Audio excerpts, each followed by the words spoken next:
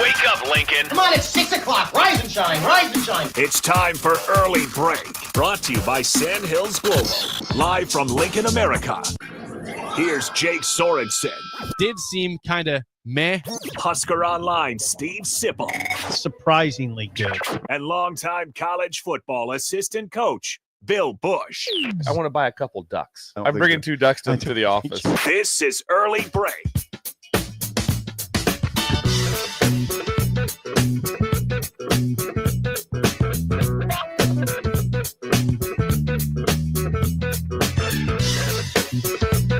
Good morning. Happy Thursday to you. Steve Sipple out today in Oklahoma City. Bill Busch and myself, Jake Sorensen with you. Mike Schaefer will join us here shortly for the most of the full 2 hours. Bill, how are you this morning? Doing great. Excited to hear about Steve's trip. We got an update from Billy Sims Barbecue. Is that correct? That's the last time we heard it. And the last time we've heard of anything from him. He had quite a meal. He sent a photo. Once again, the carcass of the meal, the aftermath. We never actually see the before picture of the meal. It's always, hey, this is what I ate and what's left of it, which is like some coleslaw was left over, maybe the bones of some ribs, possibly. That's what we saw from Sip. Looked like they had a nice meal. Yeah. And they decided to press on all the way to Oklahoma City, and so they're in town right now for the game. Are they going to? It's just the one game. Is that it? Just tonight? Yeah, it should be a great game. Again, I don't watch a lot of NBA right now, but I do follow the standings. And the Cavaliers are on the road in OKC. Yeah. Thunder Cavs is legitimate potential finals preview. Again, these are both teams at the top of the conference. The Cavs are the number 1 seed in the East. The Thunder are 1 or 2 in the West. So this is a legitimate, really good game they're going to go to tonight in OKC. I'm curious if they made their way to the Toby Keith bar last night. That was a conversation that was possible that Sip wanted to do yesterday, but don't know if we made it there. Didn't get a picture, so probably didn't get to Toby Keith's bar. Probably not. Well, I can't say. I hope they did. They being the entourage of Sipple. Yeah, they have a lot of fun. They don't sit around the hotel. No, they don't sit around the hotel. There's a lot of youth in the group. And so youth likes to be moving and get in where I think Steve would rather stay a little more low key. They get out and about. Yeah. Sip would probably prefer, hey, why not stay in the hotel for a couple of days? We don't need to leave. He's the guy, again, as he'll say it on the air himself, but when he goes on these road trips to football games where Sean and Robin and when they want to go out and have a good time, Sip will oblige and go out for a meal, and then he will go back to the hotel as soon as humanly possible. Yes, he checks out. He checks out very quickly. Into the hotel and stays in as long as he can before he goes out and gets some food. Absolutely. That's the way it is. But that's so we don't have any update beyond the fact that Sip is in OKC, stopped on the way at a restaurant, at Billy Sims restaurant. And beyond that, we hope he's having a great time and enjoying a couple days away from the show. He needs that. He does. Yes, he does. I believe this time last year, Bill, Sip was in Hawaii covering Dylan Raiola. Is that when this was, right? I think it was mid-January. It was gone for a full week. He wasn't looking forward to that, by the way. He was saying, I have to go to Hawaii. It wasn't, I'm going, I have to go to Hawaii was the term he used for that. He gets to meet a lot of people. Steve's very popular. Yeah, he met Mike Zimmer. He's now called Zim to him. Zim. They're close friends. Yeah, good friends. My buddy Zim. Now, I heard all the way from someone said for him being the head coach of the Cowboys to retiring. That's all. I heard that one also. Welcome to the coaching front. Welcome to the offseason. I guess it's not the offseason yet, but for a lot of teams, it is the offseason. So, yes, that's possible. Mike Zimmer's got to be in his mid-60s. Does he not? I believe he's 68. Okay, upper 60s. I believe he's 68. So retirement makes sense then for Mike Zimmer. Yeah, when you have an NFL career, probably somewhere high 30s of NFL coaching, and then also you figure that you've been a head coach also. So I don't think financially he's in a real pickle. No, I think he's all right. I think he's doing fine. I think he's just fine. Unless he invested really, really poorly. Which can happen. Like, unless he did that. If he just stayed this kind of status quo with retirement, he's just fine. Several homes. That's how you define things. Across the world, not probably country. When you have several, when you have 2 homes, I always want to say you have a house someplace in Florida or Arizona, and you also have one in the mountains, someplace in Big Sky or some. If you have that setup, that's when you're really killing it. He seems like a Big Sky type of guy. Does. Zimmer, gotta enjoy the mountains. Yeah, I know right? a bunch of guys that know him really well. I don't know him well. Obviously, Sipple knows him extremely well. Best friends. So, He's called Zim in his phone. Just Zim. Yeah. Mike Zimmer was at one point a candidate for Nebraska's job like 20 years ago. That's correct. He was in the search. And they discussed that in the hunt here at Nebraska. Discussed that with him. Where are we at? Has anyone been hired, Jake, in the NFL? No, I don't believe so. I think the Jags job is still open. Did the Cowboys make it 7 open or 6 open? Do you know that? I think that was 7. At some reason, I think it's 7 because I thought it was at 6 and then went to 7, but maybe I'm off on that. I feel like some of these places are waiting because they want a current assistant coach, whether it's Ben Johnson of the Lions or Aaron Glenn of the Lions or other assistants out there that are, of course, big names. So maybe we're seeing that type of round this time in the hiring process. Yes. Schaefer's here. Yes.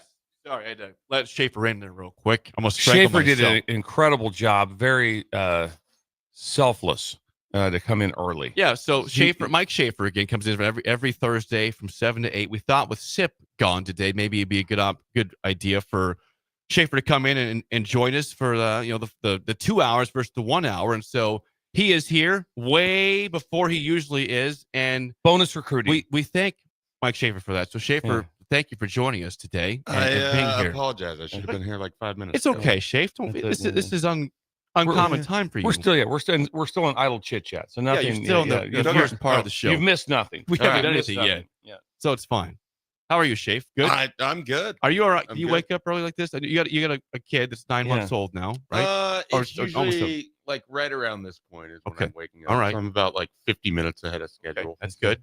So it's weird though. I was thinking about like how this is what you do every day, and then I won't actually see Hudson until probably like 5 o'clock when I pick him up from daycare tonight. So it's like weird being on the other end of it. It's a long day. And yeah, it's a long day. But we appreciate you being here. We were just talking about the NFL openings. Nobody's been hired yet in the NFL, right, for head coaching jobs. Is that accurate? Is there 7 or 6? Shafe, do you know that answer? It's 7 now with the Cowboys. That was the information we threw out roughly. Yeah, I think that's right. Because it's Jaguars, Cowboys, Bears, Jets, Patriots. They did hire Mike Vrabel. So, that's one. It is hired. Right. Yeah. Vrabel's hired there. Raiders. That's 6, and one more. Yeah, who is it? I think you're right though. We already said the Bears. Yeah, we got the Bears. Who is the Saints. other team? There it is. The Saints. So so it is 7. Well, look at us go off the bat. NFL. We didn't need any sort of research, any NFL sort of notes for that. We're the NFL network. We're on top of things. Mike Vrabel, the Patriots. We'll see who the next one is, but it could be again a bunch of assistant coaches people are waiting on to hire. We still collectively, me, Sip, and Bill Schaefer are hoping for either Deion Sanders or Bill Belichick to the Cowboys for the story itself and the drama that would bring to us and the NFL in general. Deion seems more likely, right? The idea of Bill Belichick working with Jerry Jones is hard for me. That's why we want it though. It's hilarious. Yeah, no, I mean, I understand that. I just don't see Bill Belichick doing that at all. I mean, I never saw him at college, so I could be wrong on that too. Yeah, it's hard to grasp everything. Deion, Coach Prime would be much cooler just because there would be a lot more to the story. But I guess no, we're not a lot more because Belichick is a lot. But I think the follow-up story, the B side, the flip side of the 45, I think the story at Colorado is more interesting to me than the story at North Carolina of what would happen at that school. To see what would happen at Colorado is intriguing. To see what happens at North Carolina if Belichick left is really that's not overly intriguing to me. Not near as much as Colorado. Well, the Colorado thing, like it's hard for my brain not to just assume they'd have 60 players go into the portal. Yeah. Like I could be wrong, but it doesn't seem like most of the people that have gone to Colorado in the last 3 years have hire would have to be incredible. Well, yeah. For Colorado to follow up. And I'm not saying to follow up with someone that is exactly like Coach Sanders, but you need to have a incredible hire to hold things together. And then there's, like I said, when you start talking, when one of the things that has jumped out in NIL world is that the Big Ten has money, real money. They have real money. And so does Colorado have real money? Do they have the booster / the ability to keep up with everyone else? Because from what you hear, the answer is no. Yeah, I mean, prior Yeah. to Dion, the answer was definitely no. I mean, that was Well, even in the state, there's not people walking around Boulder going like, "This is the greatest thing ever." no. They're walking around Boulder talking angry. about Bo Nix. Yeah, I mean, Shedeur Sanders is still the second quarterback in the state of Colorado. Whoever's the Denver quarterback. Yeah, absolutely. It's the Broncos. Yes.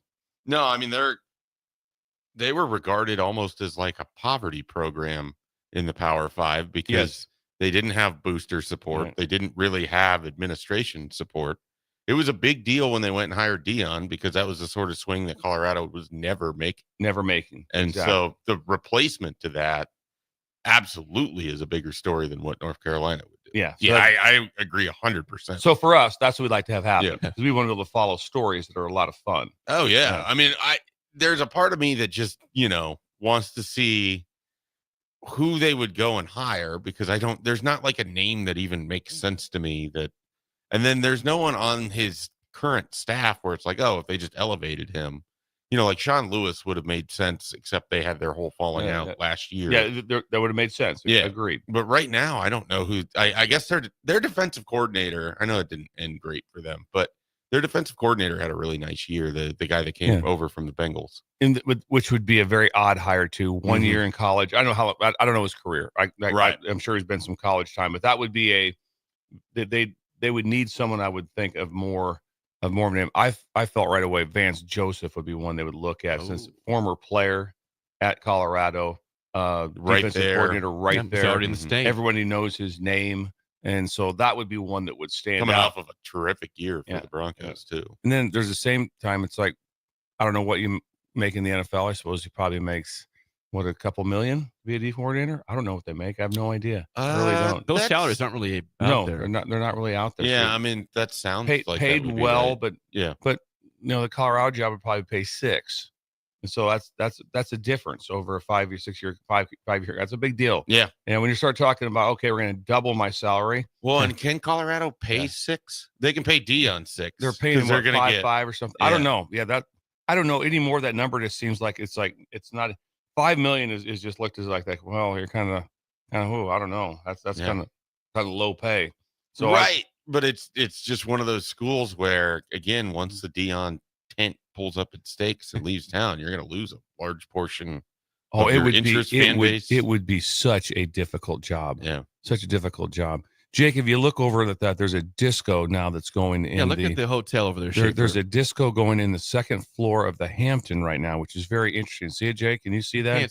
You might want to get up and just check this out. There is a light show going on in the second floor of the Hampton over there. See it, Shafe? I do. Yeah. And it feels like a movie scene, and I don't want to see two shadowy figures up yes, there.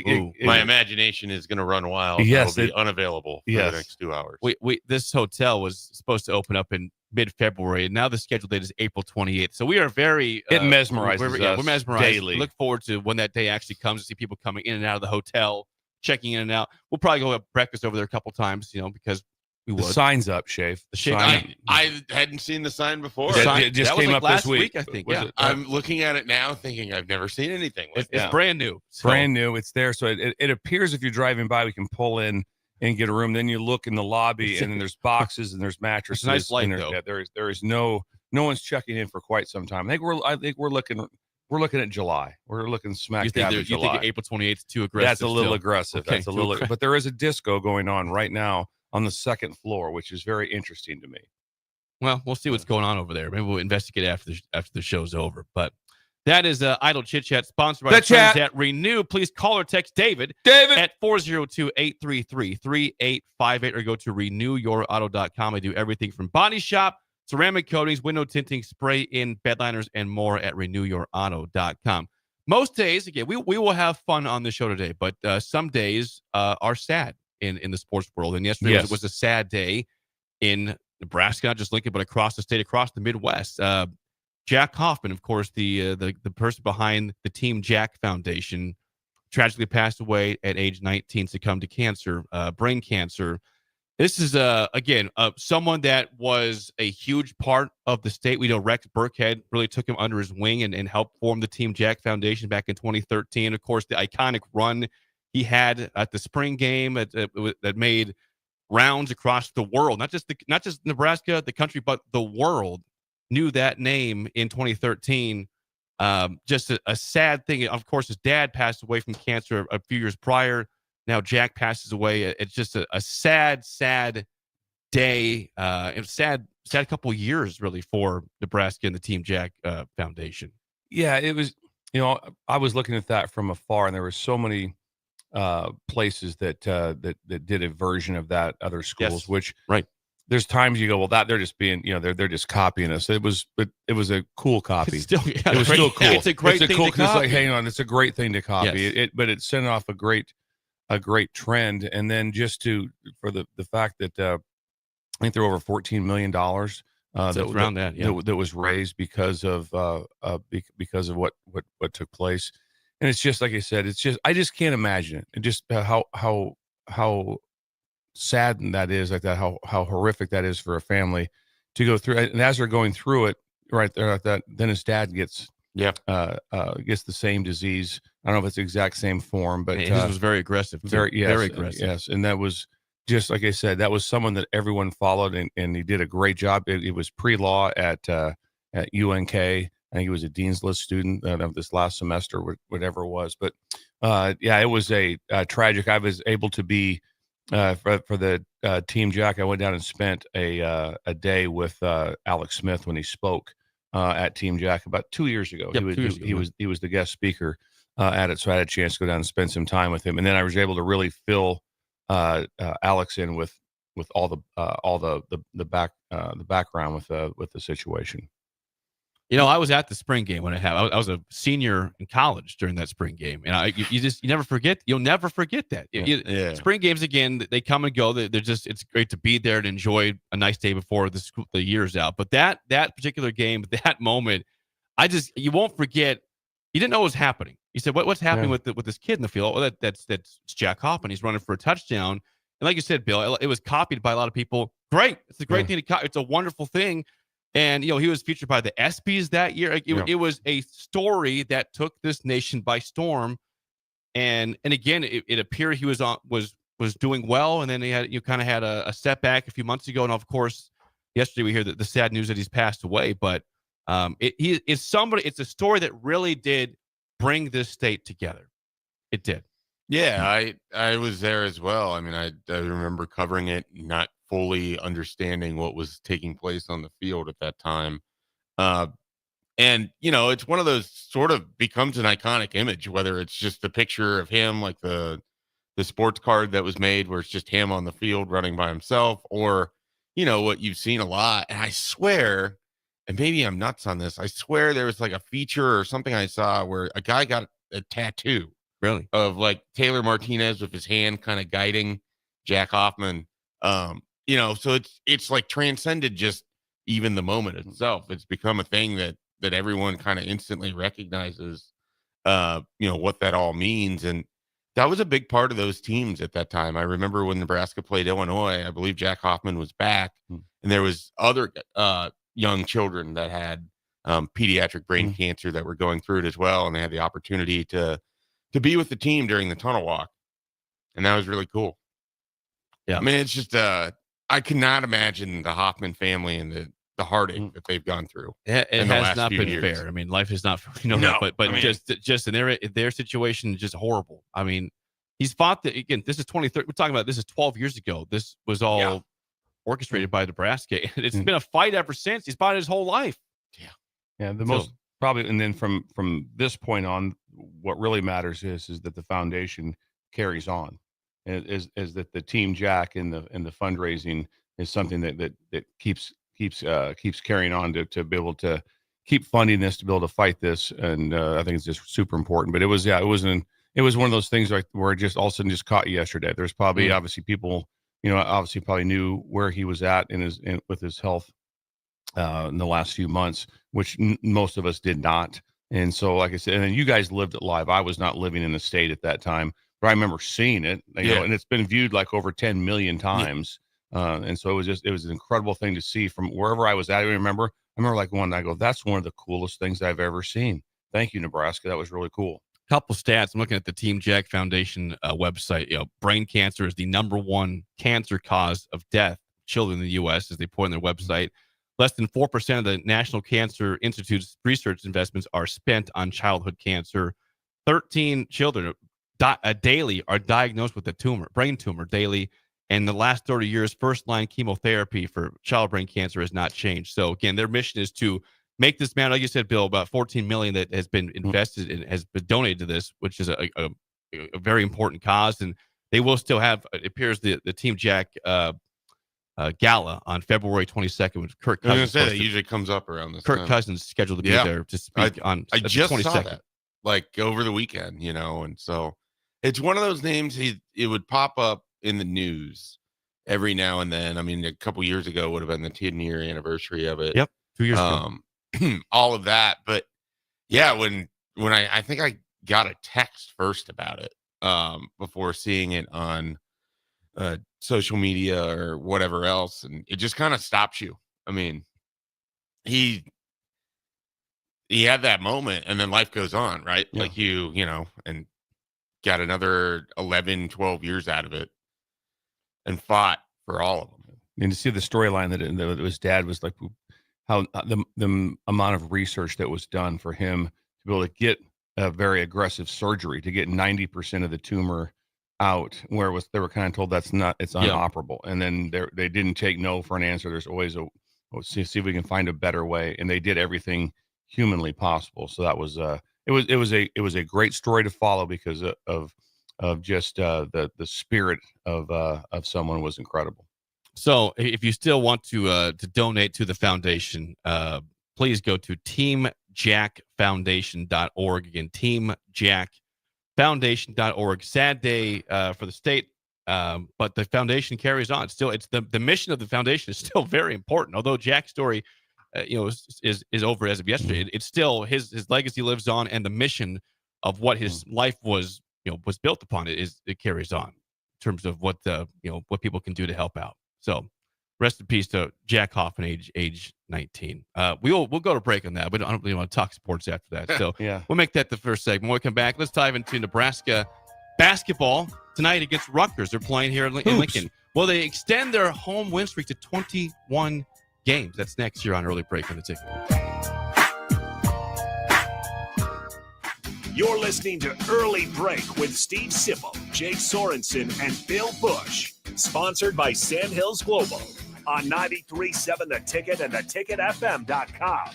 Ticket listeners know a dream team when they see one. At Applied Connective, we've been in the game for 20 years and have developed a team of world-class leaders in all things IT. From cybersecurity and Microsoft products to physical security, audio-video, infrastructure, business phone systems, and anything in between. We'll help you leverage technology to become your most secure, efficient, and profitable. Head to our website to check out real reviews and testimonials and sign up for a free tech consultation. We can show you where you might be vulnerable, inefficient, or overspending.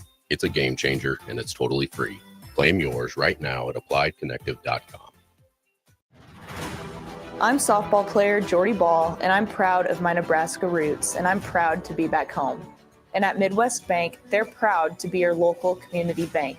They believe in family first, taking initiative, showing integrity, and rolling up their sleeves to support their local communities. They treat everyone like family, no matter where you're from. Whether you walk into a branch in York, Lincoln, Norfolk, or Pierce, you know you're going to be welcomed with a smile. Your community, your bank, Midwest Bank. Are you ready for a new opportunity?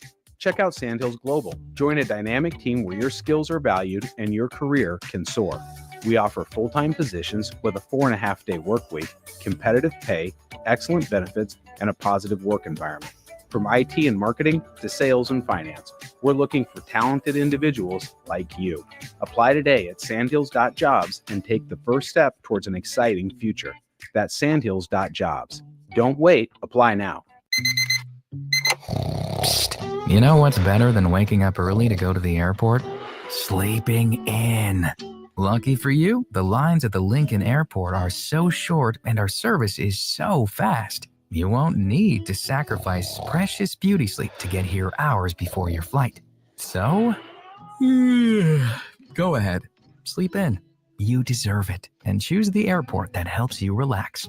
LNK. Make flying easy. Big box stores are tempting for buying equipment for your high schooler in sports or for yourself in your sports leisures. But buying new is awfully expensive. Why not go somewhere with new and used options? Play It Again Sports has quality, slightly to gently used equipment, and 50% of their inventory is actually new equipment. And it's more than baseball, softball, and golf. They also have equipment for disc golf, fitness, hockey, and more. Plus, they're always buying products. Bring your gear you're done with and get trade money on the spot. Play It Again Sports at 48th and Vine. Automotive Solutions is Lincoln's one-stop shop for all your vehicle needs, from vinyl wraps to engine repair and maintenance. Automotive Solution offers fleet services as well as printing and graphic design for vinyl applications, plus installation of vinyl for boats, trucks, cars, and anything else you want wrapped. Perfection is their standard, and they never settle for less. Call today at 531-249-5600 or go to automotivesolutionslincoln.com to learn more.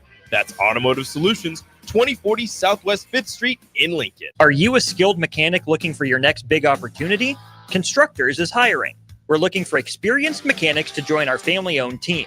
We offer competitive wages, great benefits, brand new service trucks, OEM-level diagnostic software, and career growth opportunities. Positions include lead and A-level mechanics for our shop and multiple field technicians. If you're driven and ready to grow with a company that's been around since 1908, apply today at constructorslincoln.com. When you need a new water heater, nothing beats the ProLine family of water heaters from A.O. Smith. ProLine models are built using commercial-grade components, meaning they're built to help you tackle your toughest days. No matter if you need a gas or electric model, A.O. Smith has a ProLine unit for you. A.O. Smith, innovation has a name. Call Greens at 402-467-4444 for a great deal on a water heater today. Again, that's 402-467-4444.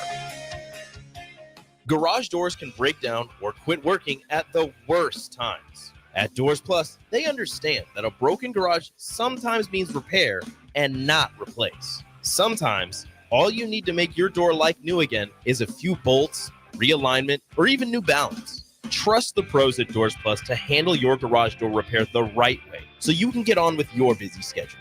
Visit them online at doorsplusllc.com or give them a call at 402-590-5800. Salt Mine City is now open at 8th and R in the Haymarket. Come check out Lincoln's newest brewery with 12 beers on tap, including the popular Single Axle Light American Lager, Brick Street Amber Wheat, and so many more. There's daily drink specials like $1 off Moscow Mules on Tuesdays, $6 IPAs on Fridays, and $6 Bloody Marys on Saturdays. Stop by Tuesday through Thursday from 4 to 9 p.m., Fridays 4 to 11 p.m., Saturdays 11 a.m. to 11 p.m., and Sundays from noon to 8 p.m. It's Salt Mine City, Lincoln's newest brewery at 8th and R.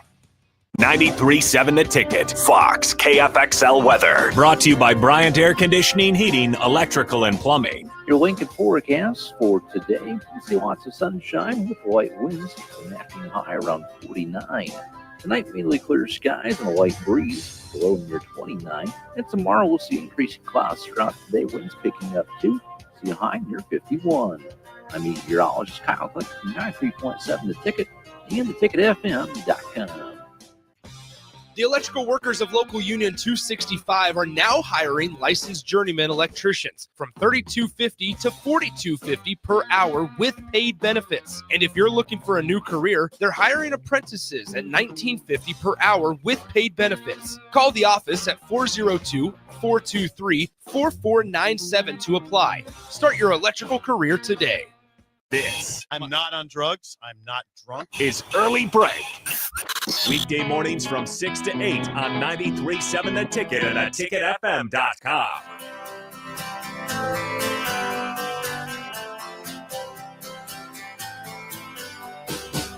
Segment 2 is always sponsored by our friends at Beck's Hybrids. You want to learn more about boosting ROI on your farm? Join Beck's Hybrids at their annual PFR Insight meetings. They'll break down unbiased research on the latest ag products and farming practices. Today, would you please contact our friend Jordan Kremlicek at Bluff Ag Services in Morris Bluff, Nebraska. Call Jordan and the team at 402-317-0200. It's Bluff Ag Services, a proud partner with Beck's Hybrids What a great area Morris Bluff is. You been there before, Shape? Morris Bluff? Oh, it's great. Right by North Bend. Yes, I have. Yes. I was going to say I've driven by it multiple times on the drive to North Bend from Lincoln here. Yes, So. it's probably third on vacation spots in Nebraska. Oh, Morris Bluff is probably third, and so that's pretty So that's exciting. behind Aurora and Holdridge, then. Right behind Aurora and Holdridge, and don't forget now. I'm going to put them fourth because Broken Bow is third. Okay. Oh, And as far as They're top 5, though. It's good. When you want to get away for a weekend, Broken Bow also has a haunted hotel. So that's kind of cool. Also, I did not stay at the haunted hotel. I did not do that. But were you adjacent to it? I was you just keep an eye on it. I was just down the street. I'll be honest with you, that scared me. It scared me. But Morris Bluff's an incredible place for seat. It's unbiased. That's the big thing.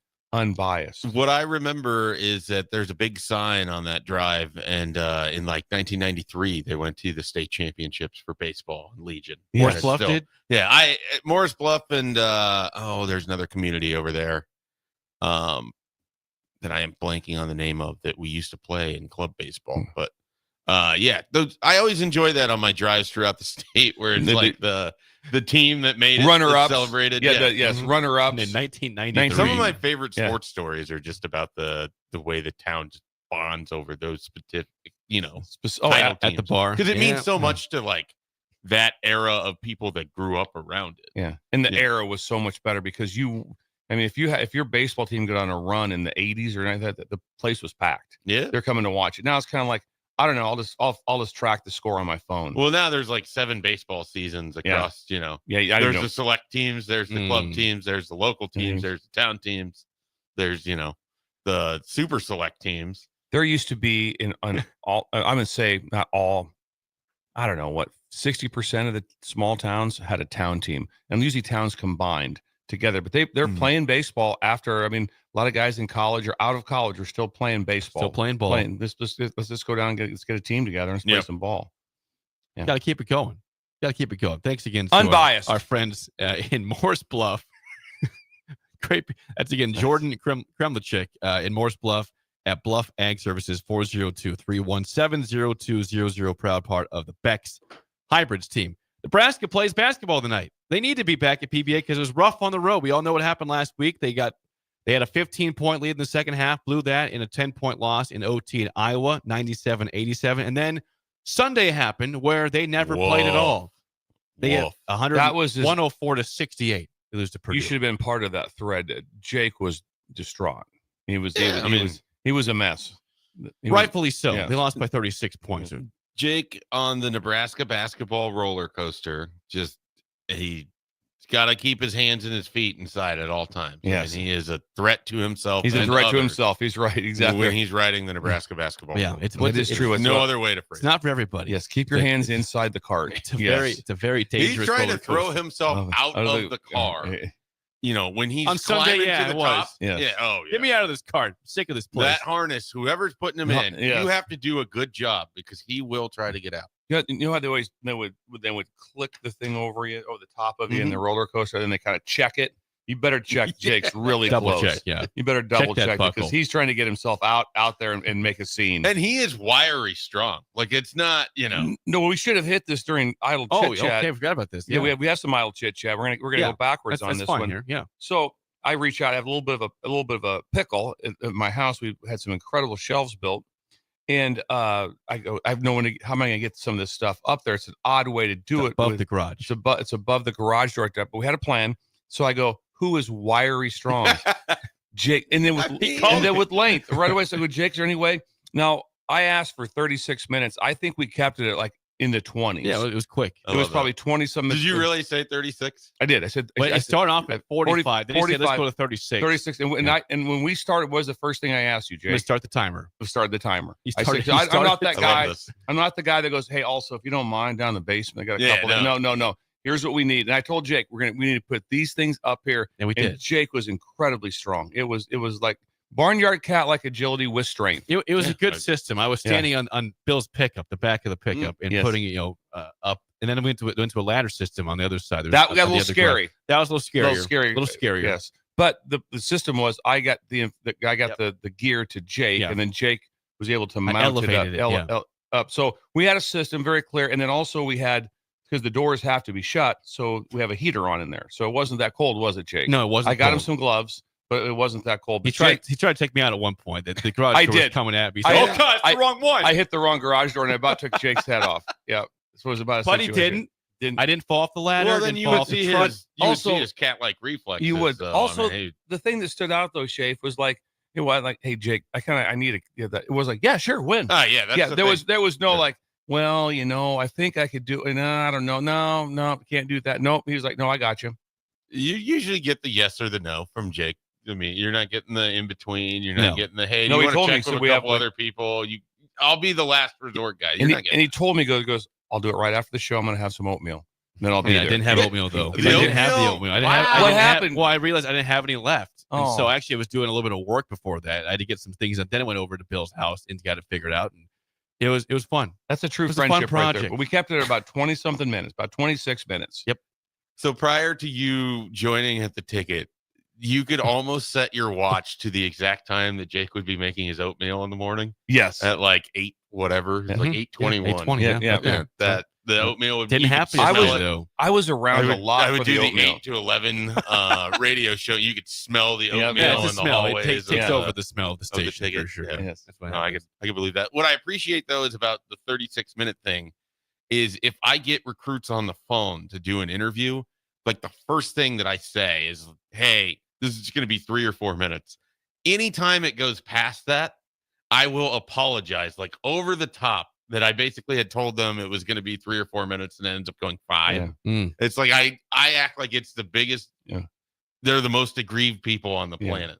If you set a time limit, Oh, people and you, love that. and you stick Yeah. to it, there's been times too, like I told Jake, so whatever's not done at this time, it's not on you. You're Yeah, out. we did some damage yesterday. We we got a lot of stuff done, We but did some damage. there's nothing worse. When I ask someone, if I ask them for a favor, I say, listen, I need you for about 40 minutes. I'm not going to all of a sudden go an hour and 40. Yeah. Right? Nope, not doing that. It's going to be this amount of time and that's it. And then we move on. But Jake was a hero. So anyway. If you are taking someone's time, they will appreciate it if you give an amount, and Yes. especially if you come on the underside of that, which or if happened you yesterday, slightly yeah. go over and you apologize on it. yeah, they'll appreciate every that time, too. every time. If you give them Set the expectation, meet the Yeah. expectation. that's Things it. usually work out. Let's talk hoops. Let's talk hoops. Nebraska again tonight is an 8.5 point favorite against Rutgers at a game you'll be at, Schaefer. I'll be there. 8 o'clock at PBA FS1. You can watch, not BTN, Bill. FS1 tonight for the Oh, broadcast. it's not okay. Helping you out for you. Not Peacock either, which is good. FS1. Huskers, again, coming off of 2 bad losses, trying to, 36-point loss to Purdue, 104 points given up in that game. They made 19 threes against Nebraska. Schaefer, I'm sure you watched that game, did you not? Purdue yeah. game. I watched every second Now, of that game. Nebraska has won 20 straight games at PBA. The last loss was February 28th in 2023. So you would hope they extend that 21 tonight against the Rutgers team that has 2 really good young players in Dylan Harper and Ace Bailey. But beyond that, not a lot, Shafe. Yeah, well, the remarkable thing about that last loss in PBA is it's pretty much the exact way they lost to Iowa and to Purdue, where you just allow a team to shoot out of their mind like they did with Michigan State. Michigan State, that's right. Forgot about that. Yeah, this game concerns me because Rutgers has 2 really, really talented players. They have underachieved relative to what the expectations They're 9 were and 8 for them this season, but they have probably the most talented players on the court when this game tips off, and Nebraska is going to have to be a better team.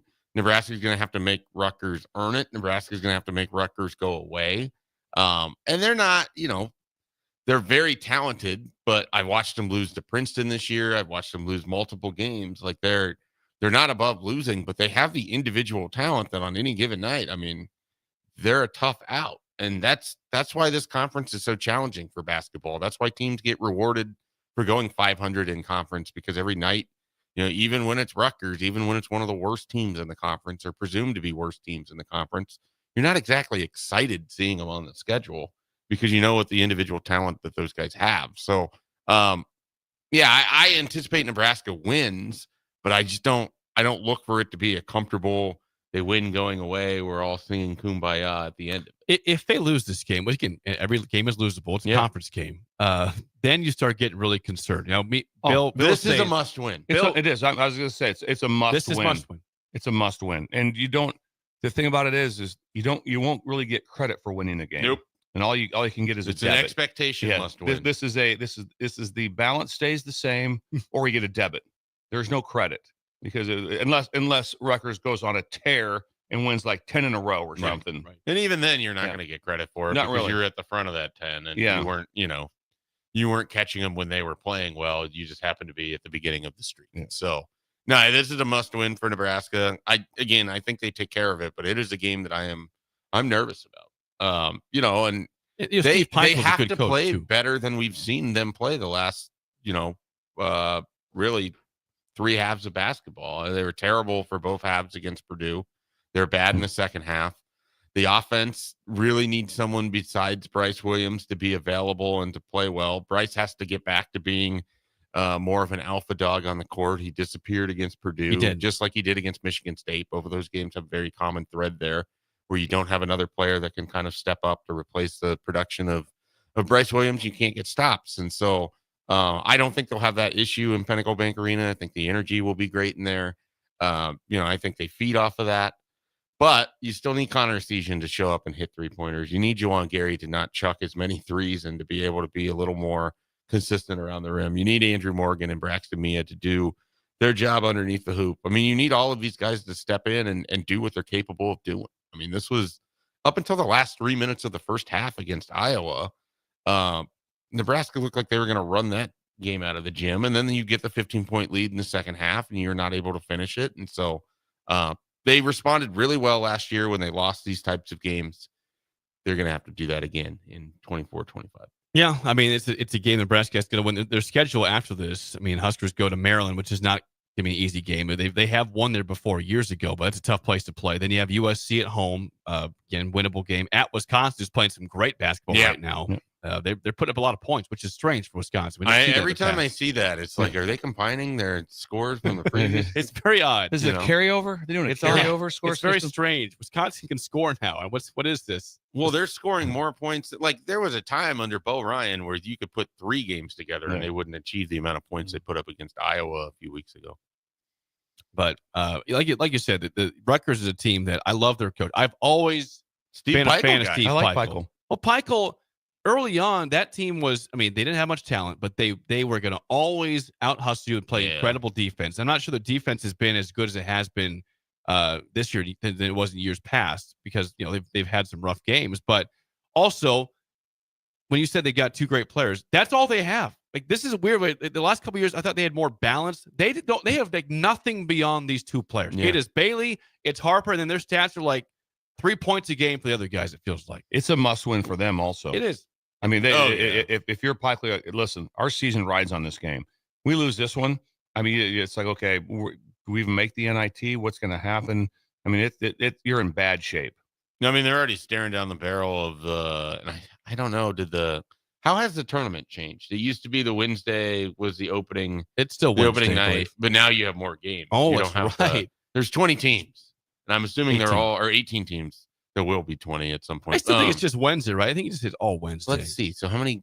With the play-in games, what is an 18-team? Well, it was a Wednesday through Sunday Big Ten tournament when it was 14 teams. Now there's 18 I'm with you. Okay, teams. I'm following you. Yes, I'm with you.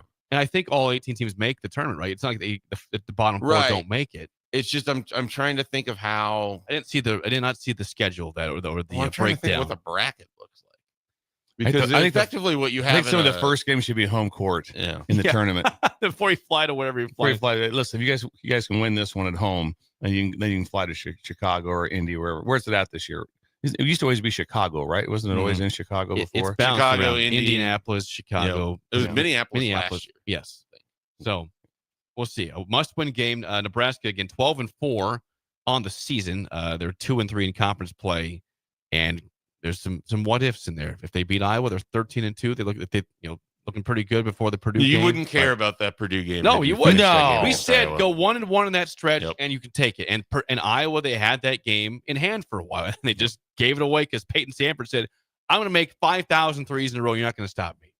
You did it. Wait! I'm not trying to be the negative person, but we just hope it's nothing like what happened to the Bears when all of a sudden they have the Hail Mary, and their whole season falls apart.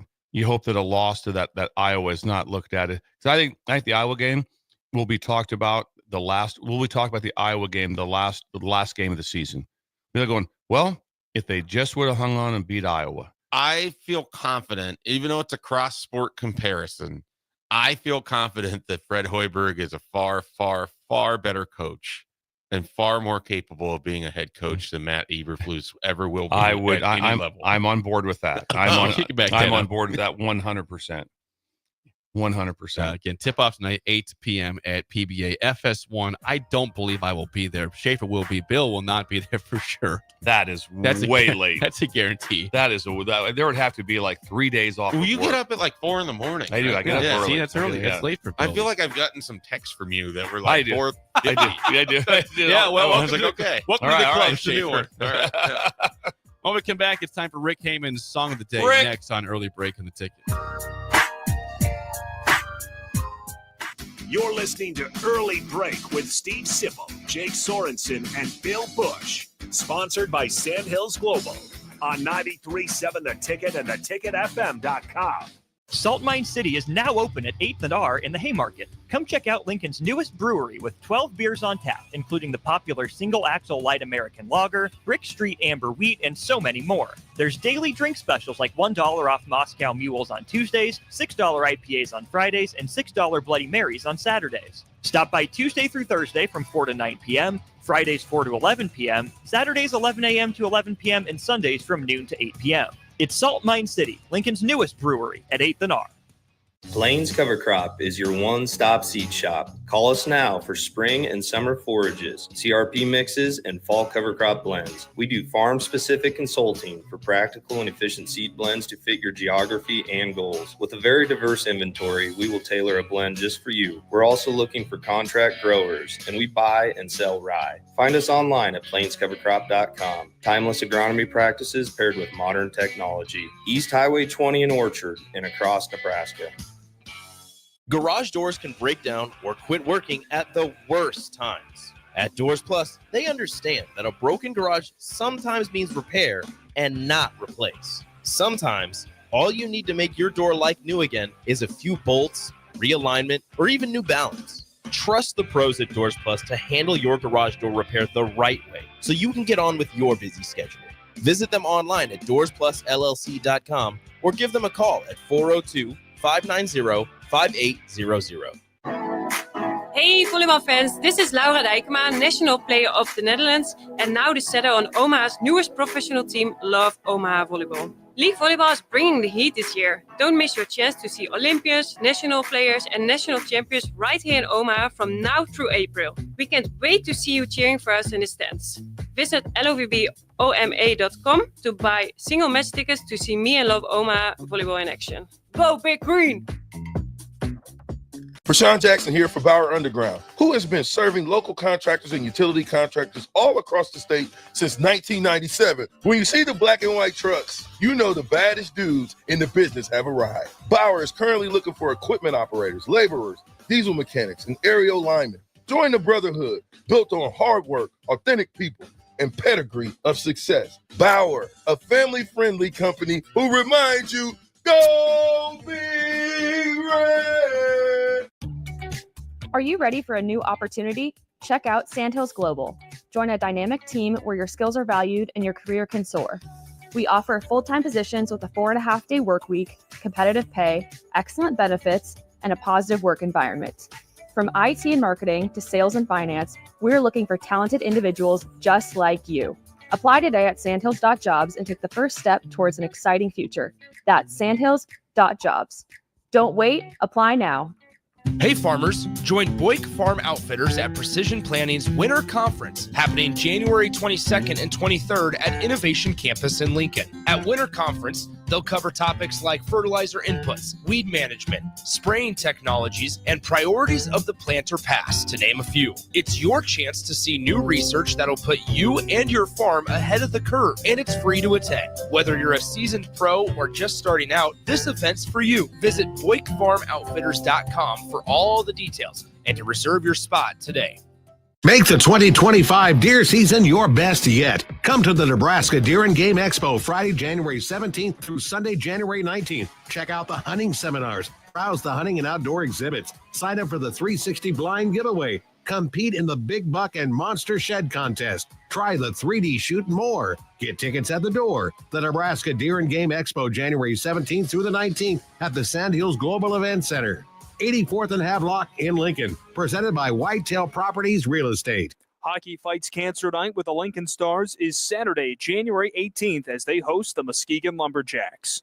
We'll be honoring all in their brave fight against cancer all evening long, and the Stars will be wearing special uniforms that will be auctioned off after the game. Stick around afterwards on the North Zone stage to bid on those jerseys and lock in your tickets now for Hockey Fights Cancer Night on Saturday, January 18th. By heading to LincolnStars.com. Advanced Medical Imaging is the largest radiology group in Nebraska, located in Lincoln at 7601 Pioneers Boulevard. At Advanced Medical Imaging, they utilize state-of-the-art technology and blend it together with their compassionate, skilled team to guide you through every step. Whether it's an MRI, CT scan, or X-ray, their precise diagnostics help your doctor deliver the best care plan for you. Choose clarity and comfort in your life by choosing Advanced Medical Imaging, located at 7601 Pioneers Boulevard and online at amimaging.com. Men's health is not a game at Limitless Male. It's serious medicine. We're not a West Coast franchise with a one-size-fits-all approach. Every man is different. Some men require more or less testosterone to feel their best. At Limitless Male, we safely monitor your labs and symptoms along the way and adjust your treatment as needed. The only thing cookie cutter about Limitless Male? The incredible results men brag about. Schedule your free consult at limitlessmale.com. This is Lincoln's home for sports talk on the FM dial. Also online at theticketfm.com. On the internet. KNTK FM Firth, 93.7 The Ticket. Move over, Jake. I'm moving. Jeez. Thursdays are reserved for a man with a wider range of music knowledge than Jake could ever dream of. This is the golden era. You would hear this on any radio station. You know, it wasn't like it is now. Sure. You know, you got country, you got R&B, you got pop, you got rap, you got rock. They didn't have that then. You heard everything. A man who knows a good song when he hears it, just as much as a good diamond when he sees it. You get a diamond! Yes, I do get a diamond. I get a diamond, and that makes me happy. It's time for Rick Heyman's Song of the Day, sponsored by Sartor Heyman Jewelers, on Early Break on 93.7 The Ticket.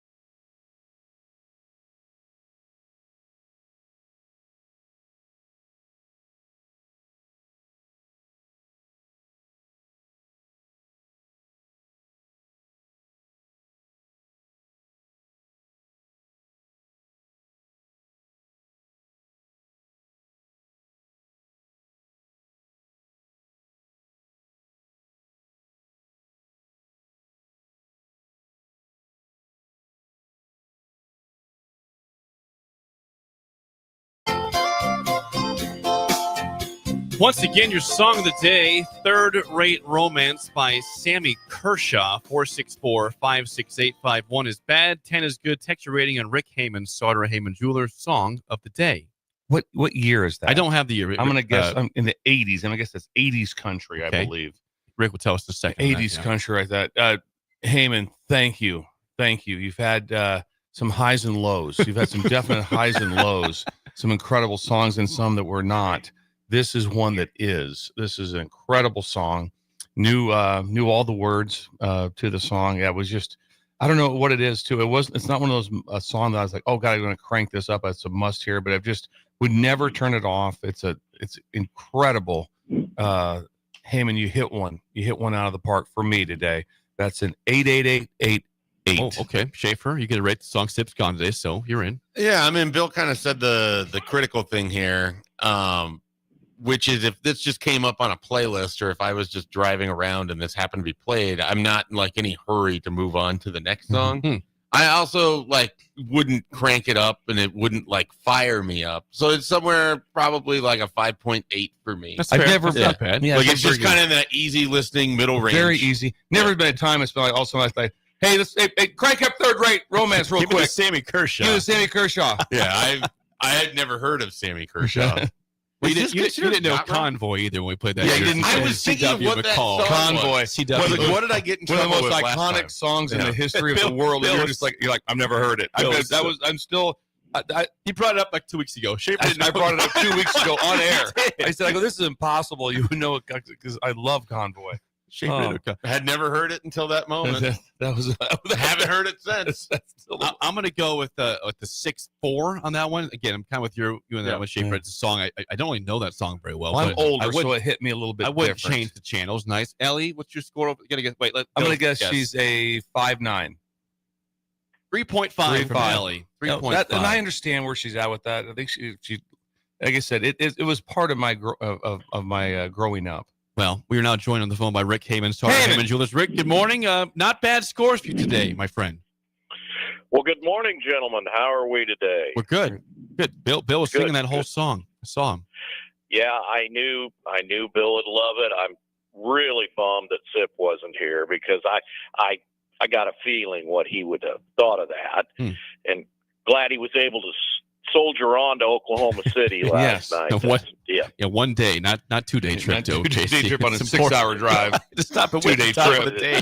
5.5 hours. That's something to be proud of there. He's a trooper. And hopefully they'll enjoy the game.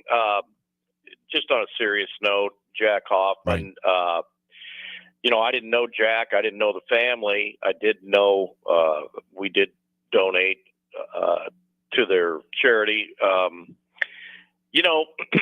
Some people are just angels of light that shoot by for a short time in this world that's dark most of the time, kind of a shooting star. But we got to experience life with him and his family, and he's in a better place now. So rest in peace, Jack, and our prayers to your family.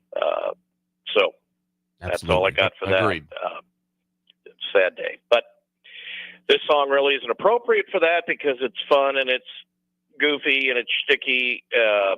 And Shafe, I'm glad that you're there. And first time you ever heard it, I know Elton John's pretty much your whole playlist. I'm glad you spread out a little today and we're able to experience some Philadelphia Cajun freedom style. Yeah, Cajun style, funky country. There we go. This was 1990 something, 93 or something. 90s, okay. But the original song was the Amazing Rhythm Aces in 1975. And it's a great version, too. A lot of people have covered it. Sammy's probably got the best cover because the quality of the recording was excellent. Jake, of course, talked over the great guitar riff there in the worst. break He told me I'm the when he worst, came in this morning, he goes, I'm going to get Rick again. I'm going to talk right over the guitar riff. Ruin the song for Rick. I'm going to ruin this like that. It's a song about hooking up in a bar. Correct, yes, Rick? It's hilarious. Yes. It's a fun song. If you're like boogieing around on a dance floor, it's incredible. This is all I listen to when I'm down here at the Southeast Command. I listen to 60s, 70s, and 80s country. This happens to be 90s, but it falls into that 70s category. So it's great stuff. Sammy Kershaw, interesting dude, interesting guy. Speaking of Cajun, he was born in the Acadian town of Kaplan in South Louisiana. Now, we've had several shows about the Acadians, where they came from up in Canada and moved down to Louisiana back in the 1800s, but incredible. Now listen to this. He's the third cousin of singers Rusty and Doug Kershaw. Doug Kershaw is a famous fiddle player, country guy back in the 60s and 70s. Cool guy. When he was 11, his grandfather gave him his first guitar, but his father died that year, so Sammy started to work a variety of day jobs. He's 11 years old. His dad dies. He has a guitar, and he's working jobs, probably to help support the family. Absolutely. 11 years old. He started playing roadhouses at night to support the family. So at age 12, he was playing in honky-tonks and beer joints, and when he was 14, he met George Jones, his lifelong idol. He then subsequently opened shows for Ray Price, Merle Haggard, George Jones, while he was barely into his teens. Jeez. And, of course, the pressure of growing up so fast took their toll on him with drug and alcohol. He quit everything in 1988. He took a break from music, and he went to work as a remodeling supervisor for Walmart. Jeez. He got back into the music business, started out 1991 again. His first album was certified platinum. That means it sold over 1 million copies. So started 11 years old working to support his family and playing in honky-tonks at night. That's a story. That's a story. Dude right That's a there. story. That's It's a a dude. dude right there. Okay, fun song. Love it. Glad you guys enjoyed it. So here we go. All right. Stump the coach and Shafe and Jake. Okay. Number one, 1975. 1975, great year. What major war came to an end in 1975? I guess that'll go to the coach. It's for you, Bill. Well, it's got to be Vietnam, right? Diamond! Brilliant! I hope I didn't miss that. It was like, good job, Bill. In my head, I'm like, is this a trick question? It's like that too. I'm like, what, I go, I'm going to miss this because this has to be a trick question of some sort. You got it right. Don't worry. I was a senior in high school, and we had the lottery, the draft lottery back then. And I had a pretty high number, so I probably wasn't going to go, but I had a lot of friends that did, and a lot of them didn't come back. Okay, second question. It's for Schaefer. This is for Schaefer. Who was the president of the United States in 1975? Would it have been Ford at that point? Oh, you did a diamond! That was my guess too. Yeah. I was on. You just got to go, 68, 72. You just go off the election cycle. You got weird in there with Nixon. So, yeah. Well done, Yeah, but Schaefer. it's kind of a trick question because he replaced Tricky Dick. Okay. So, interesting. Richard. So, Richard. Yes, Richard. Okay, what's our third question, Rick? Trickster Richard. There we go. What major computer company was started in a garage in 1975? That's open to everybody. Jake, you take this one. I'm going to go with Dell. CZ, it's Microsoft. You went with Dell. It's not really a computer company. Dell. It's a software company. And a bonus. This Dell. is for the coach. It's Dell. You. bonus, Dude, you're getting a Dell. All right, Bill, for you. bonus question for the coach. Okay. Who was Sammy Kershaw, famous country female star, married to for 6 years in the early 2000s?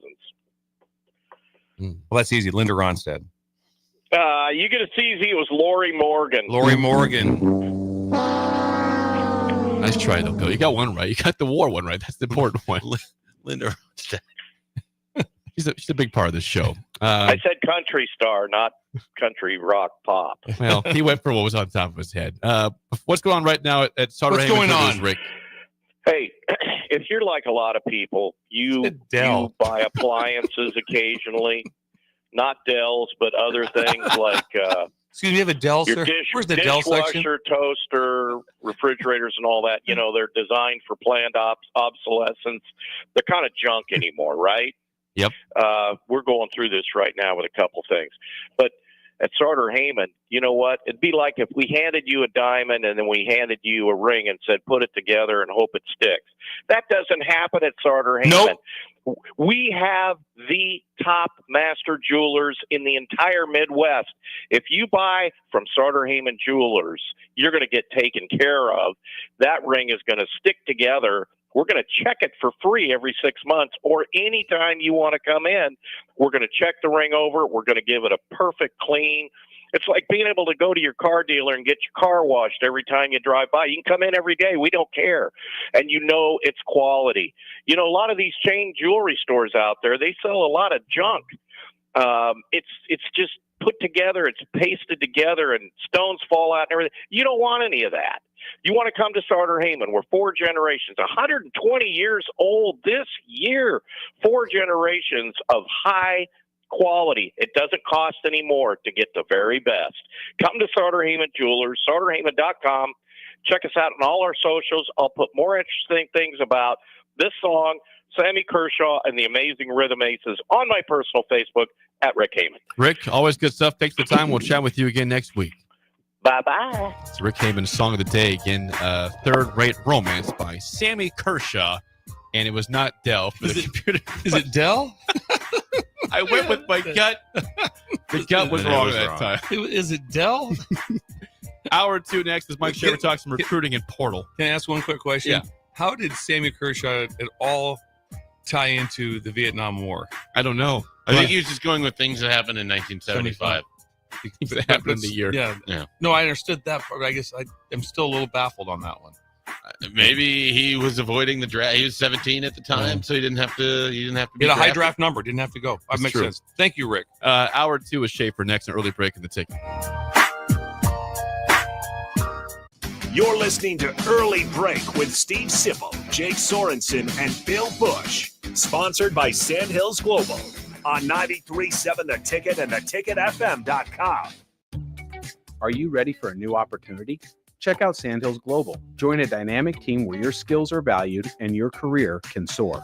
We offer full-time positions with a 4.5-day work week, competitive pay, excellent benefits, and a positive work environment. From IT and marketing to sales and finance, we're looking for talented individuals like you. Apply today at sandhills.jobs and take the first step towards an exciting future. That's sandhills.jobs. Don't wait. Apply now. Are you a skilled mechanic looking for your next big opportunity? Constructors is hiring. We're looking for experienced mechanics to join our family-owned team. We offer competitive wages, great benefits, brand new service trucks, OEM-level diagnostic software, and career growth opportunities. Positions include lead and A-level mechanics for our shop and multiple field technicians. If you're driven and ready to grow with a company that's been around since 1908, apply today at constructorslincoln.com.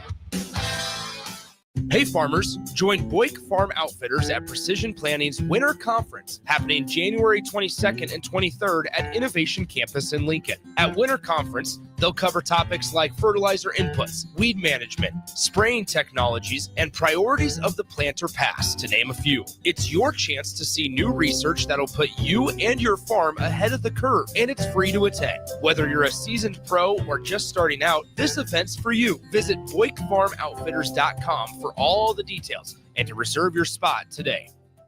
Hockey Fights Cancer Night with the Lincoln Stars is Saturday, January 18th, as they host the Muskegon Lumberjacks. We'll be honoring all in their brave fight against cancer all evening long, and the Stars will be wearing special uniforms that will be auctioned off after the game. Stick around afterwards on the North Zone stage to bid on those jerseys and lock in your tickets now for Hockey Fights Cancer Night on Saturday, January 18th by heading to LincolnStars.com. Not many businesses can say they've made it 60 years, but Madsen's Bowling and Billiards can. With 12 bowling lanes and the biggest pool room in Nebraska, where else would you go to enjoy an afternoon or evening? There's great daily specials like $2 Tuesdays. Games of bowling, shoe rental, draft beers, and tacos, all just $2 each. Have a delicious burger at EJ's Lounge before or after your bowling or pool session, and you'll leave satisfied. Madsen's Bowling and Billiards at 47th and Dudley. Are you a skilled mechanic looking for your next big opportunity? Constructors is hiring. We're looking for experienced mechanics to join our family-owned team. We offer competitive wages, great benefits, brand new service trucks, OEM-level diagnostic software, and career growth opportunities. Positions include lead and A-level mechanics for our shop and multiple field technicians. If you're driven and ready to grow with a company that's been around since 1908, apply today at constructorslincoln.com. Automotive Solutions is Lincoln's one-stop shop for all your vehicle needs, from vinyl wraps to engine repair and maintenance. Automotive Solution offers fleet services as well as printing and graphic design for vinyl applications, plus installation of vinyl for boats, trucks, cars, and anything else you want wrapped. Perfection is their standard, and they never settle for less. Call today at 531-249-5600 or go to automotivesolutionslincoln.com to learn more. That's Automotive Solutions, 2040 Southwest 5th Street in Lincoln. Make the 2025 deer season your best yet. Come to the Nebraska Deer and Game Expo Friday, January 17th through Sunday, January 19th. Check out the hunting seminars, browse the hunting and outdoor exhibits, sign up for the 360 blind giveaway, compete in the Big Buck and Monster Shed contest, try the 3D shoot and more. Get tickets at the door. The Nebraska Deer and Game Expo, January 17th through the 19th at the Sandhills Global Event Center. 84th and Havelock in Lincoln. Presented by Whitetail Properties Real Estate. Hi, Sean Callahan here for Cobble Chevrolet GMC, and we wanted to give a special shout out to all of our great customers, thanking you all for a record-setting year in 2024. Now let's get the new year rolling with some big savings. Right now at Cobble, we have some of the biggest discounts in the area with over $12,000 off list price or 0% APR on select new models. So stop on in the dealership or hit us up online at cobblecars.com to get true low country overhead in action. $12,000 off list or 0% APR right now at Cobble. So please stop on in or visit us at cobblecars.com. You'll be glad you did. Inventory in Lincoln is extremely low. Current lead times for construction are running anywhere from 7 to 9 months. Having some homes that are available now is really great for our community. Bob Benish is the founder and president of Aspen Builders, online at aspenbuildersinc.com. Finding affordable home in East Lincoln is getting very difficult to do, especially in a new construction. We have homes available just on the west side of Hillcrest Country Club. Prices start just over $400,000. Big ranches, 3-stall garages. Our designer has selected incredible finishes that will amaze you. To get a new construction home on that side of town for just over $400,000 is a fantastic buy. Make your dream a reality and call Aspen Builders at 423-6811. Online at aspenbuildersinc.com. Your dream home is waiting at Aspen Builders. Wrestling fans, it's time to elevate your game, just like Stevens & Smith Construction does for your concrete needs. As your full-service concrete contractor, we deliver solid results every time. From singles to doubles, fighting for inside position to scrambling reversals, we know how to pin down quality and slam expectations. Stevens & Smith Construction, a proud sponsor of Takedown Tuesdays on 93.7 The Ticket, where Husker wrestlers bring you all the action. Don't stall. Stevens & Smith Construction is here to help you build a concrete foundation for the win. Check us out at www.stevensandsmith.com because stalling is a penalty and winning is the only option. Wake up, Lincoln. I overslept. Damn rooster didn't crow. It's time for Early Break, sponsored by Midwest Bank. Live from Lincoln, America. Here's 93.7 The Ticket's Jake Sorensen. I'm wrong, but I'm not. Husker Online, Steve Sipple. If I were a feral cat. And longtime college football assistant coach, Bill Busch. You get one team. Mine's the Houston Oilers. I'm not the Texans, and I'm not the Titans, so I'm out. This is Early Break.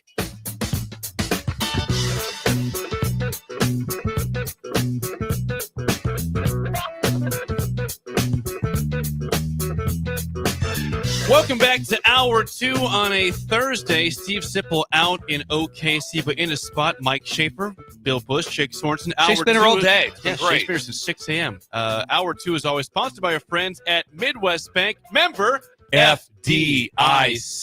Location in South Lincoln at 27th and Jamie Lane. Also at 70th and Pioneers. And what does Shin Daddy have going on today in Creighton, Bill? Thirsty Thursday.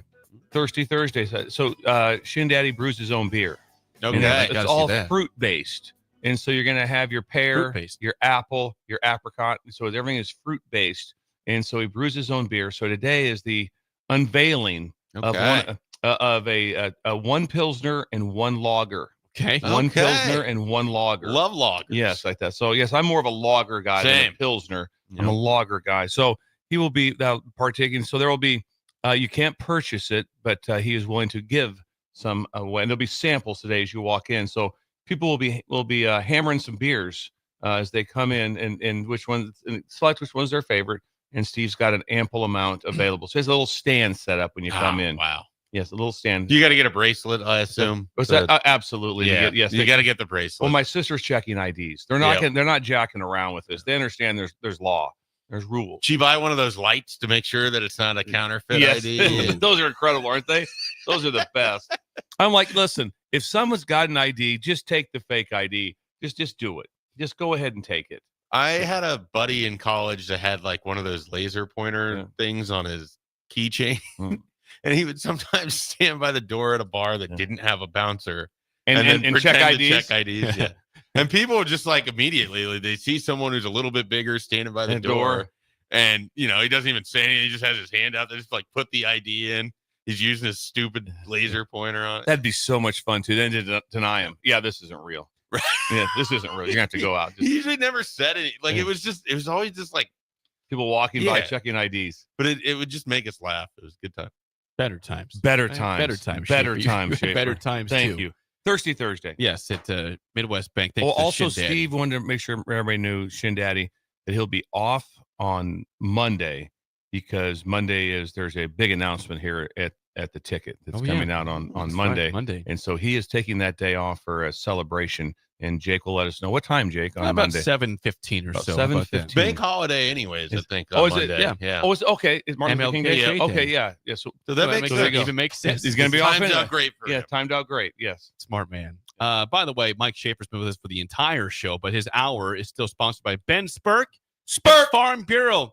He's the man for all your insurance questions and needs. You can call or text Ben at 402-217-9945. The number again, 402-217-9945. The Insurance King, they call him. Shafe? Yeah, well, I saved, I think, right around $900 to $1,000 by switching to Ben. So, I mean, there's definitely money to be saved there. There's no doubt about it. He's the man. Schaefer, in terms of recruiting, the name we've heard the last couple weeks is Shiaz Pete, the left tackle from New Mexico State. We know it's Michigan and Nebraska. Kentucky was in that conversation as well. I think Kentucky has arrived in that conversation. They fully get their name said with Michigan and Nebraska. Where do we stand in terms of right now here, January 16th, in terms of a timeline on a commitment, and where might he be going? Shiaz Pete. Well, the difficulty on the timeline is that he's not enrolling anywhere until after the spring anyways. So this isn't a guy that was going to be on anyone's campus in the month of January. And why is that? Do you know the details? I don't think he's graduated yet. Okay. And he might want to get his degree from New Mexico State before he chooses to go anywhere else. And so that might be the exact reason behind that. I don't feel near as good. I mean, I remember last week sitting in the same spot and talking with Steve about it, and I don't feel near as good about Nebraska's chances right now. Now, the thing is, it's always fluid with transfer portal recruiting, especially. And there's times where, Nebraska's looked on multiple occasions to have an offensive lineman kind of locked up in this cycle, and it hasn't quite worked out to that degree. And so, we always say this, offensive line recruiting out of the portal is really, really tough. You got to do a great job identifying, developing. It has to happen in-house. If you want to live off of building your offensive line in the transfer portal, you better have a ton of money and a lot of patience, because everybody wants offensive linemen. Left tackles and pass rushers they're just you can't even imagine what it's like. Like you said, you might hit on one every now and then, but if you think every year, it's like, hey, for anybody, that's not Nebraska, that's anybody. Yep. And then how many times do we talk about on this show that how good Colorado ended up being? They were a very good team offensively. They weren't early because that is a whole new offensive line. It takes a while. It takes that. They had 5 new starters, and all of a sudden, by about game 6 or 7, they're like, okay, they're playing pretty good, playing fairly decent now. Early in the season, they did not, and so it's hard to have the continuity of it. And if that's your game, you're always just going to turn it over every single year. Eventually, it's going to be hard. Eventually, you have misses. Yeah, and so this is where you need the guys that Nebraska has brought in to be able to pay off on your offensive line. And you think you probably found one in Gunnar Gatula last year who stepped in, I think, really admirably. I thought he did a great job. I did too. I thought he did great. You didn't really say his name, which is good. Right. Right. And so, he's having off-season surgery. Part of the issue is that the experience that you have returning at left tackle, they're just all question marks in the sense that you don't know what Turner Corcoran's going to be necessarily, or Teddy Prohaska or Gunnar Katula, because they're all having some form of off-season surgery or have already had surgery and are working their way back. In the case of Teddy Prohaska, this would be the third time he's kind of working his way back. So it's that's why a Shiaz Pete would have been really helpful, because you could write that name in Sharpie at left tackle. You don't have to, there's no question who's going to be left tackle if that guy joins your program. And that's also why Michigan and Kentucky want him as well, because offensive linemen are gold. There's no doubt about it. Shafe, quick question. Where is the staff currently? They have not been on the road the last 3 days because there had been the coaches convention that was going on. Is it Nashville again this year? No, it was in I believe it was in, I think, North Carolina. Okay. I believe. That's right. It had been in Nashville, I feel like, for a little while. Yeah, it should be in. I had a conversation with a past coach. We were talking about some things. It was in Charlotte. Yeah, Charlotte. Charlotte. Correct. Yep. Is that every year it should be in Dallas? Okay. Because it's a lot if you're a coach at USC to get to Charlotte. That's a lot. And also put it in the middle of the Dallas country. is a hub, so it's a hub, easy to fly to from pretty much everywhere. You have, like you said, you have plenty of facilities. They've had it. Charlotte is not a hub. It's not a hub. It's really hard to get to. Everything about it. Nashville also is very cool because it is easy, because there's flights from everywhere to Nashville, and people like to go to Nashville. Yep. They like to go. So it should be. I would imagine coaches could find fun on Broadway. Yeah, exactly. I would imagine they can. So you want to go to you want to go to Nashville, or you want to go to Dallas. That's it. But I believe it's open today. I think they can be back. Being the coaches, be back on the road. Everything opens up. I don't know where Nebraska will sort of end up here. What's fascinating is, it used to be you would have a couple days and you're trying to get guys that are going to be coming to campus, for this upcoming weekend, Martin Luther King weekend. And now it's probably not going to have any visitors unless they end up with someone from the portal on the offensive line as a backup plan for Shiaz Pete. So it's just so different. Like the recruiting calendar, the way it all operates is different. They don't have a junior day upcoming this weekend, so you don't have that. Their only junior day that I know of is on February 1st, and that'll be a big one. They'll have a lot of recruits for it, but it's just a very different style and how they choose to use this time. Like, are they going to focus heavily on 26s, 27s? Absolutely. Whereas Matt Rule was in St. Louis, which is a huge, part of their attack plan last week. Where does he kind of surface? Is he going to be down in Texas? Do they get him down in South Florida, where you have a lot of coaches that have ties down there? Yeah, you really want to have your head coach in unbelievable situation. Well, you need him to be able to see a lot of recruits to get your bang for the buck. And hitting high numbers, because in the spring, they can't go out. Right. So this is the time where the head coach can be on the road. So he will be most likely on, whatever the Power Force conference, that those head coaches will all be on their private jet and everywhere to get to as many spots as possible, because that all goes out once it hits May. And you want to see people. And that's what's important would be, if you have the head coach with you this time of year, you want to make sure, if you're looking at a 26 or a 27, that you get to see him and you get to see him do something. Yep. That's critical. I'd be trying to arrange that to be able to see, hey, coach, we're gonna see him in basketball practice. Yeah, and we're gonna see this. This is where you see Matt Rule pop up at wrestling practices, at meets, at basketball, at different things. Going back to Grant Bricks, which I tend to do on this show a lot. You got it. You landed the introduction. Yes. The introduction there was in January of 23. Matt Rule shows up to one of his wrestling meets. Yeah. That's kind of where that whole thing kicks off. And then you think about, so that goes from January of 23 all the way to late November of 23 to get that commitment.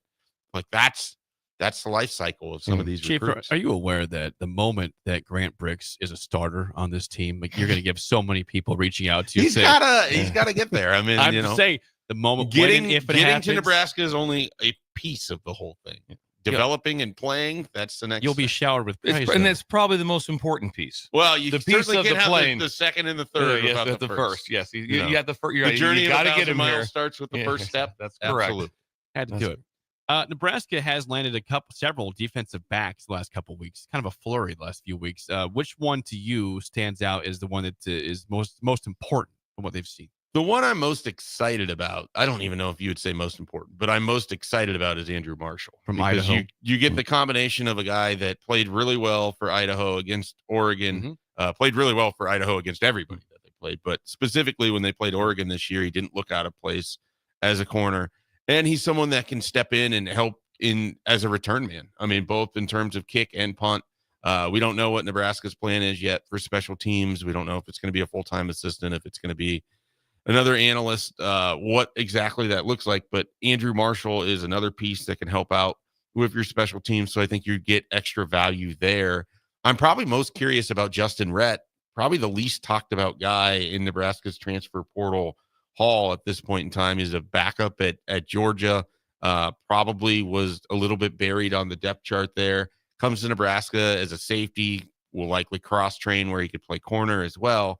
But that safety position, there's a lot of curiosity how Nebraska chooses to play that. Does Marquise Buford go back from corner to safety? Does Malcolm Hartzog end up at safety? How do you sort of replace what you had with Deshaun Singleton and Isaac Gifford, and not just replace, but how do you kind of move past that and take a step forward? Because I felt like Nebraska's defensive back end really struggled in a lot of games this year. And so they have a lot of options in the defensive backfield. They have a high number of defensive backs that'll go through spring. And there's going to be a ton of competition there. But Andrew Marshall is definitely my favorite out of what they brought. From the FCS ranks. Yeah. And do not push back on that. No, absolutely not. We've seen a lot of great players. There's a lot of, like I said, when I coached at that level, we had players, we had NFL players that I was coaching in Northern Arizona. And we had my corner was a 3rd round draft pick. Yeah. And Renee Stewart was his name. He would never play for the Titans. He would never have stayed at Northern Arizona. He could have started at Georgia. Yeah. He's that good. And he was at Northern Arizona and he just didn't transfer. I'm always surprised when I encounter resistance from fans who are like, oh, he's from such and such place, he can't be any good. It's like, it doesn't work like that. No, it doesn't work like that It at all. absolutely, where someone comes from means nothing relative to what they put on film. When you take out the quarterback play, just look at those, if you want to use the term playing up, this goes really well. It goes really, really well. We talked about last week on the show that, that Iowa might have a pulse at quarterback because they have an FCS quarterback in Gronowski going there from South Dakota State. And Cam Ward, it could be a top 5 pick, was an incarnate Ward before Washington State, before Miami. So, the FCS has a ton of talent. We all know, that. Yeah. Well, especially around here. I mean, the Missouri Valley it runs the FCS. I mean, South Dakota State, North Dakota State win national titles. There's a lot of great talent that comes from the state of Nebraska that plays on those FCS teams. I mean, so you should never scoff about where somebody comes from in the transfer portal. There's a lot of people asking the same question. I think they want to feel like they know the answer, but they need help. That's why you're here. You're the expert, Schaefer. He is the helper. Because they want the calendar and the portal stuff is confusing. We heard the window of December 9th, the 28th, and then we thought, okay, it's going to close down. Now you're hearing more. What can you specify and help people out that are confused about the calendar? Why we're hearing stuff when it's supposed to be closed on December 28th, and when does it actually close? Well, so anyone that's graduated can enter the portal at any time as a grad transfer. So they have no restrictions. So you start with that. The teams like Notre Dame and Ohio State are still playing. So after their season ends, there's an allotment of time. I can't remember the specific amount, but then they have days in which they 7 can to go. 10 days. Or something like that. I had 8 in my head. I don't know why. Because I know Penn State receivers just went in. The biggest confusion. They're already taking visits. I mean, it's already locked in for visits for them as well. The biggest confusion comes from when people think the portal shut down. That's only entry into the portal. That's where everyone gets messed up. You can still exit the portal. So Nebraska could sign someone in February if they can still get them in school. Out of the portal. And so, I always use this as the guide period of when Nebraska likely wouldn't add anybody, but you can finagle it a little bit. Classes close. Registration closes for the second semester on January 28th. So that's kind of but that's not even if Nebraska football wanted someone to get in on January 30th, they could probably make that happen. So that's not that's early February for sure is where there's a certain time of that. That's it. Yeah. The difficulty is that you have guys that have not played football in over a month all of a sudden just popping up in the portal. I mean, and some of that is because they've made the decision, okay, I've graduated. I'm hearing enough, my representatives or I or someone else is being reached out to. Tamper is the word that is used, but everyone's doing it. And so you have people that are just now deciding, all right, well, I already have my degree from this school, so I can go in at any time. All right, I'll throw my name in. We'll see what happens. And so people are still entering, even though it's well past the December 28th. Yeah, and that's the one thing that'll come up. We talked about yesterday about there being a smaller window in January. Don't forget to say say it's January 3rd through the 12th or something. That's the entry. That's the potential of that was been voted on, but that is so everybody knows it was voted on and unanimously. That doesn't mean anything yet. It's not went into the proper channels to be voted in. But the point is, you can still announce in December that you're going into the portal. So that doesn't really stop it. So you can make people aware. Are you in the portal? No, but I'm going in the portal. They put it out on Twitter. I will be in the portal on January 3rd, so everyone's is aware. Interesting. So it doesn't do a lot to stop that at all. No, I mean it's just the way the calendar falls, and then you have several different things working against you. You have the actual calendar, you have academic calendars, you have football. Like, think about it this way. Ohio State and Notre Dame are going to play deeper into the year than 28 NFL teams.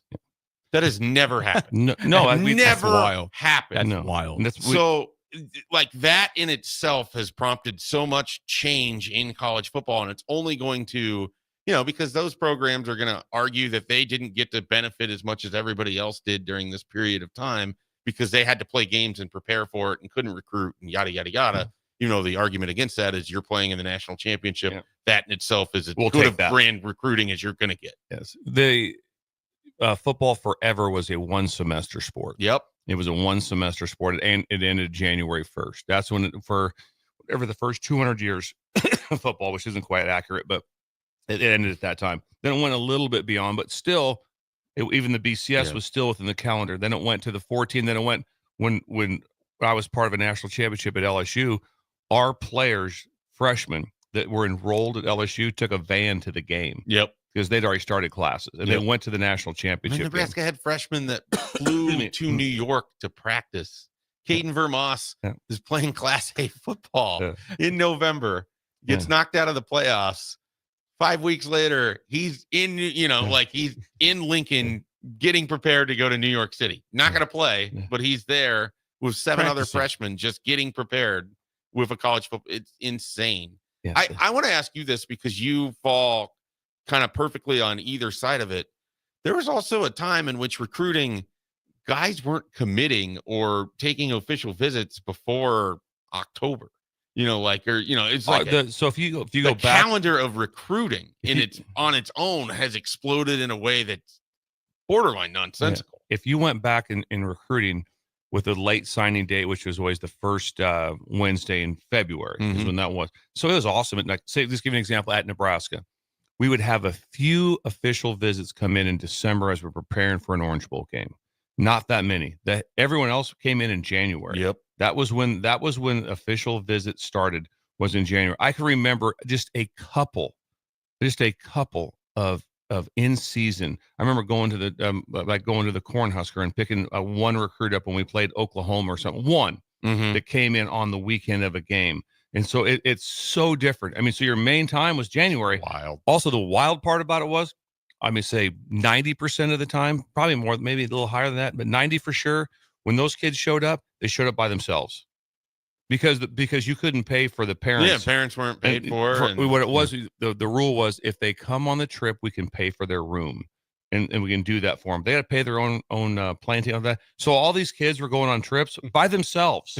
We'd pick them up, and it would just be a young man getting off a plane, and the panic he would have trying to make sure he got on his plane in Fort Lauderdale, wherever he was, to make sure that he didn't.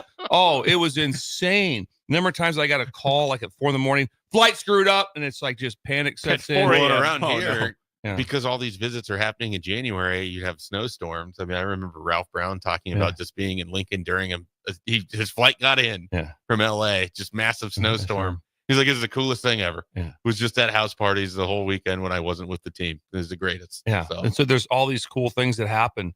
And it was, like I said, do you remember that when you hear this announced, because it doesn't happen anymore because of cell phones, would Tom Riley please go to the white phone, whatever it be, or whatever it was, a blue phone, a white phone. I think it was a white phone in the airport. You heard people announce it.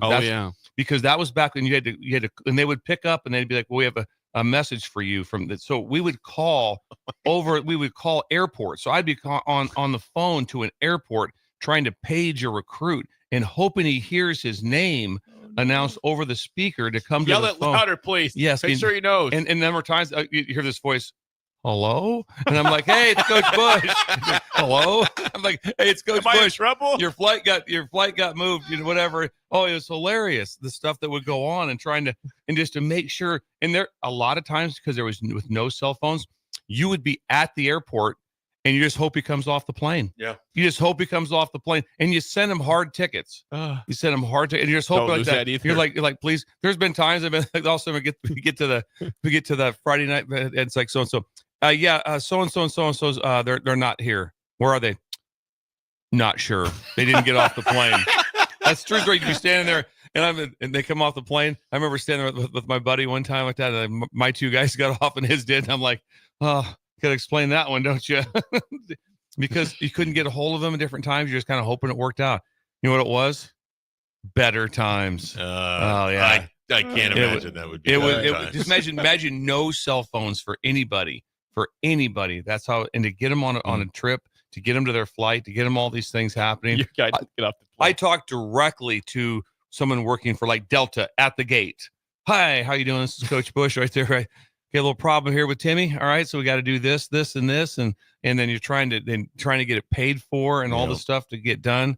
It was remarkable. Different times. If you have any questions for Mike Schaefer, please text 402-464-5685. Bills, Thrills, Cool Parenting Tips Thursday is next on Early Break on the Ticket.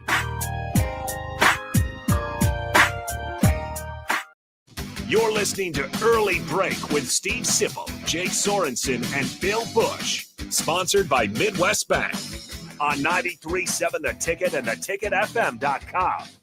At Farm Bureau Financial Services, we strive to provide you with the right coverages for all your insurance needs by taking the time to meet with you and review what coverages best fit your needs. So whether you're in the market for home, auto, farm, business, life, or a combination of any of these coverages, we can help with making sure you, your family, or your business have the right coverage based on your individual needs. If you would like to review your insurance needs, please contact Ben Spurt with Farm Bureau Financial Services at 402-217-9945 or through email at ben.spurt@fbfs.com.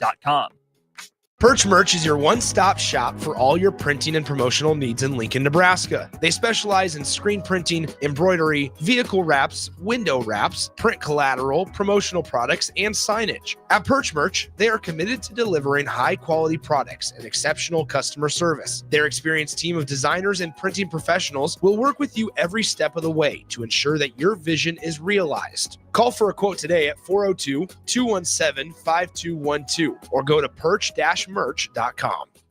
Hey farmers, join Buick Farm Outfitters at Precision Planning's Winter Conference happening January 22nd and 23rd at Innovation Campus in Lincoln. At Winter Conference, they'll cover topics like fertilizer inputs, weed management, spraying technologies, and priorities of the planter pass, to name a few. It's your chance to see new research that'll put you and your farm ahead of the curve, and it's free to attend. Whether you're a seasoned pro or just starting out, this event's for you. Visit BuickFarmOutfitters.com for all the details and to reserve your spot today. Are you ready for a new opportunity?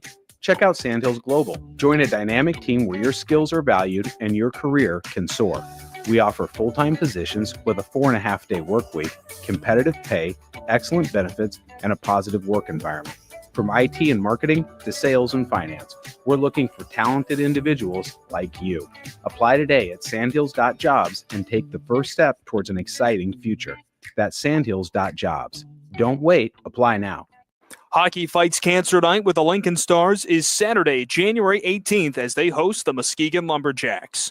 We'll be honoring all in their brave fight against cancer all evening long, and the Stars will be wearing special uniforms that will be auctioned off after the game. Stick around afterwards on the North Zone stage to bid on those jerseys and lock in your tickets now for Hockey Fights Cancer Night on Saturday, January 18th by heading to LincolnStars.com. If you're in Seward or Milford, listen up. Select Plumbing is now servicing your area with no trip charges from Lincoln. Select Plumbing works on a variety of issues for your home and business, including general plumbing, water heaters, faucet and fixture repair, underground sewer and water repairs, backflow testing, and more. Keep your property free from leaks and other issues. Call today for a free estimate, 402-560-6197. It's not just Lincoln, Waverly, and the surrounding area anymore. It's also Seward and Milford with no trip charges. Contact Select Plumbing to inquire at 402-560-6197.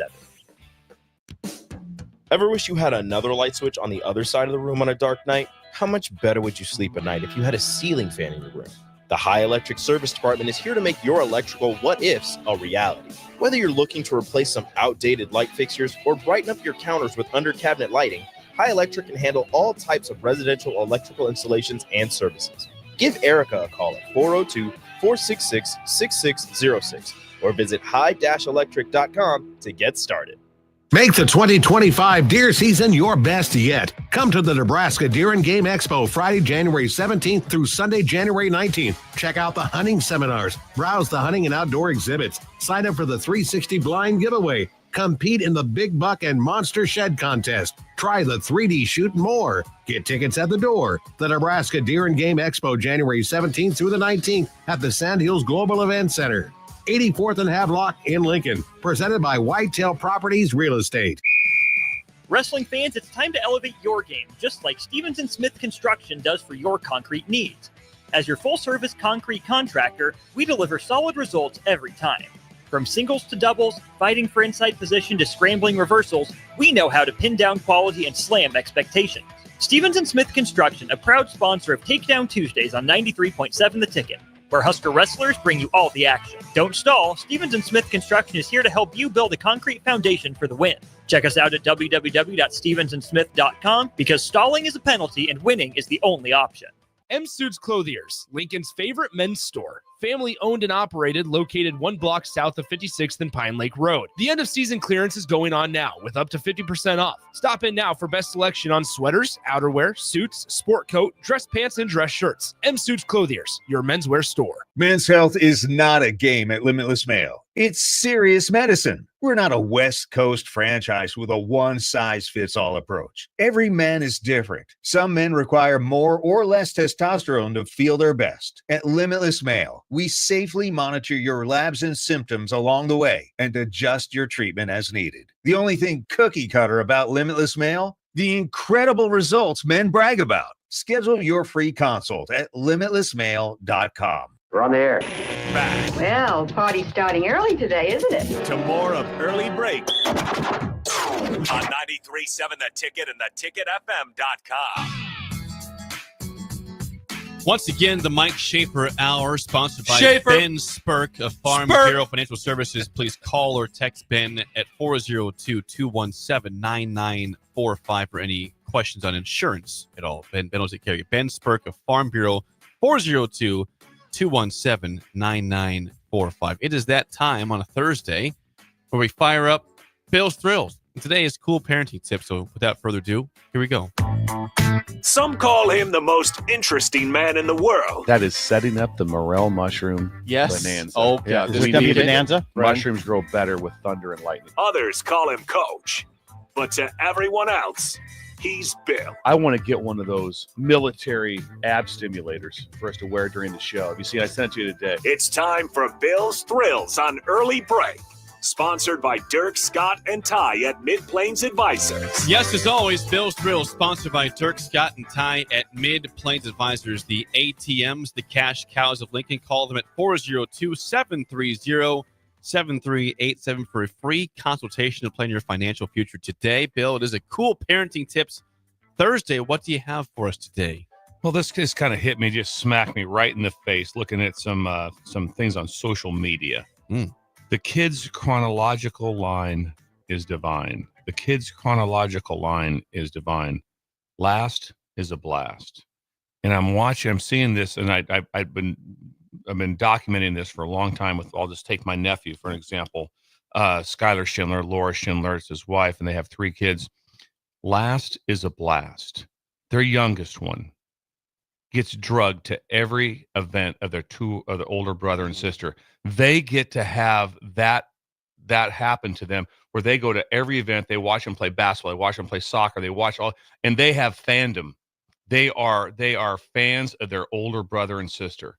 They want to imitate them.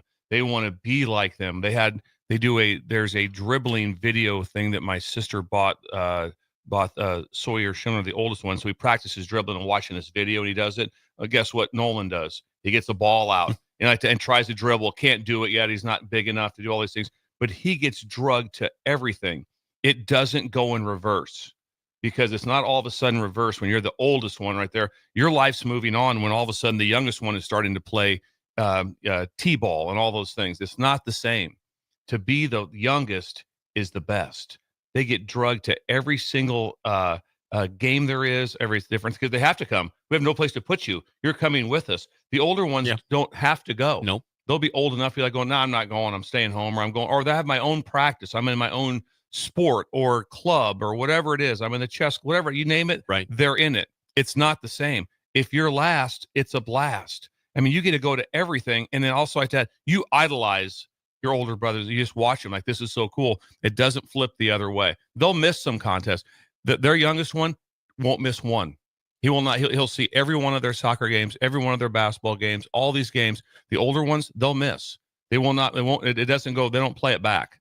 And so the youngest is the one that they hit home runs with having that. You don't know it at that time, but they get to see everything. And like I said, everyone idolizes older brothers, older sisters. They want to be like them. When it's reversed, it's not the same. So the youngest, the chronological line is divine.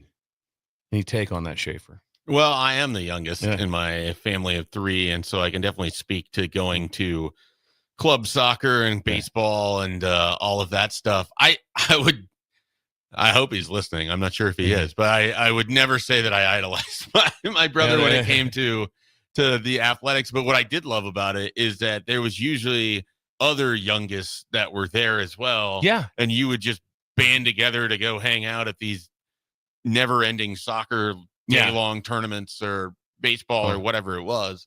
So you had a lot of fun with that. And then it is kind of remarkable how much you remember of your older siblings, like teams. Like I remember going to all of these Columbus Mariners games for my brother, and then eventually I would play for him as well. But it's like I have these memories of guys on the team. Like, one kid bought a bat for this tournament, was really excited. It's a really nice bat. It's probably like the Louisville, bat at the time. And another guy on the team, he crushes like 3 home runs in this tournament. Well, he ends up like kind of breaking the bat. And so it becomes this whole like schism between the parents are then expecting the other kid's parents to help pitch pay for the bat, pay for the bat because all their son no longer can use it, but the kids don't care because they won the tournament because the guy hit the home runs. Yeah, so there's you remember all those things. You see all those things. It's like it doesn't go in reverse. It's not like, oh yeah, I remember going back to this, because they miss things. The older ones miss stuff because when you were playing, I doubt your brother went to they every, were in college. They were, they didn't come to every game. They right? weren't at stuff. No, they weren't there. But you went to everything. Generally. And you knew too. My brother golfed, so you didn't really really go to golf as much. But it was also very much. It was like there was not an option for you. It's like get in the van, get in the van. Just get in the van. Go grab some. Yeah, grab. At some point, I was allowed to just be home. But, after for a while when you're young, it's especially on the road. Get in the van. Jake, any take on that? My sister didn't do a lot of athletics, but she did swim. We got to swimming meets. I got really bored there, but I did appreciate that she was doing that. In soccer, swimming that seems like a rough spectator. Yeah, it was a rough technique. It was hot in those gyms. It's so damn hot. I would just be sweating the entire time. A lot of humidity. I don't really want Hudson to get into swimming. I respect those. I want him to know how to swim. Anything on the text line, Jake? We have some response to the text line, 464-5685. Someone says, 100. I'm the youngest of 4 brothers. I feel this, Bill. Someone says, my kids are 11, 9, and 2. My youngest is the happiest person in the world.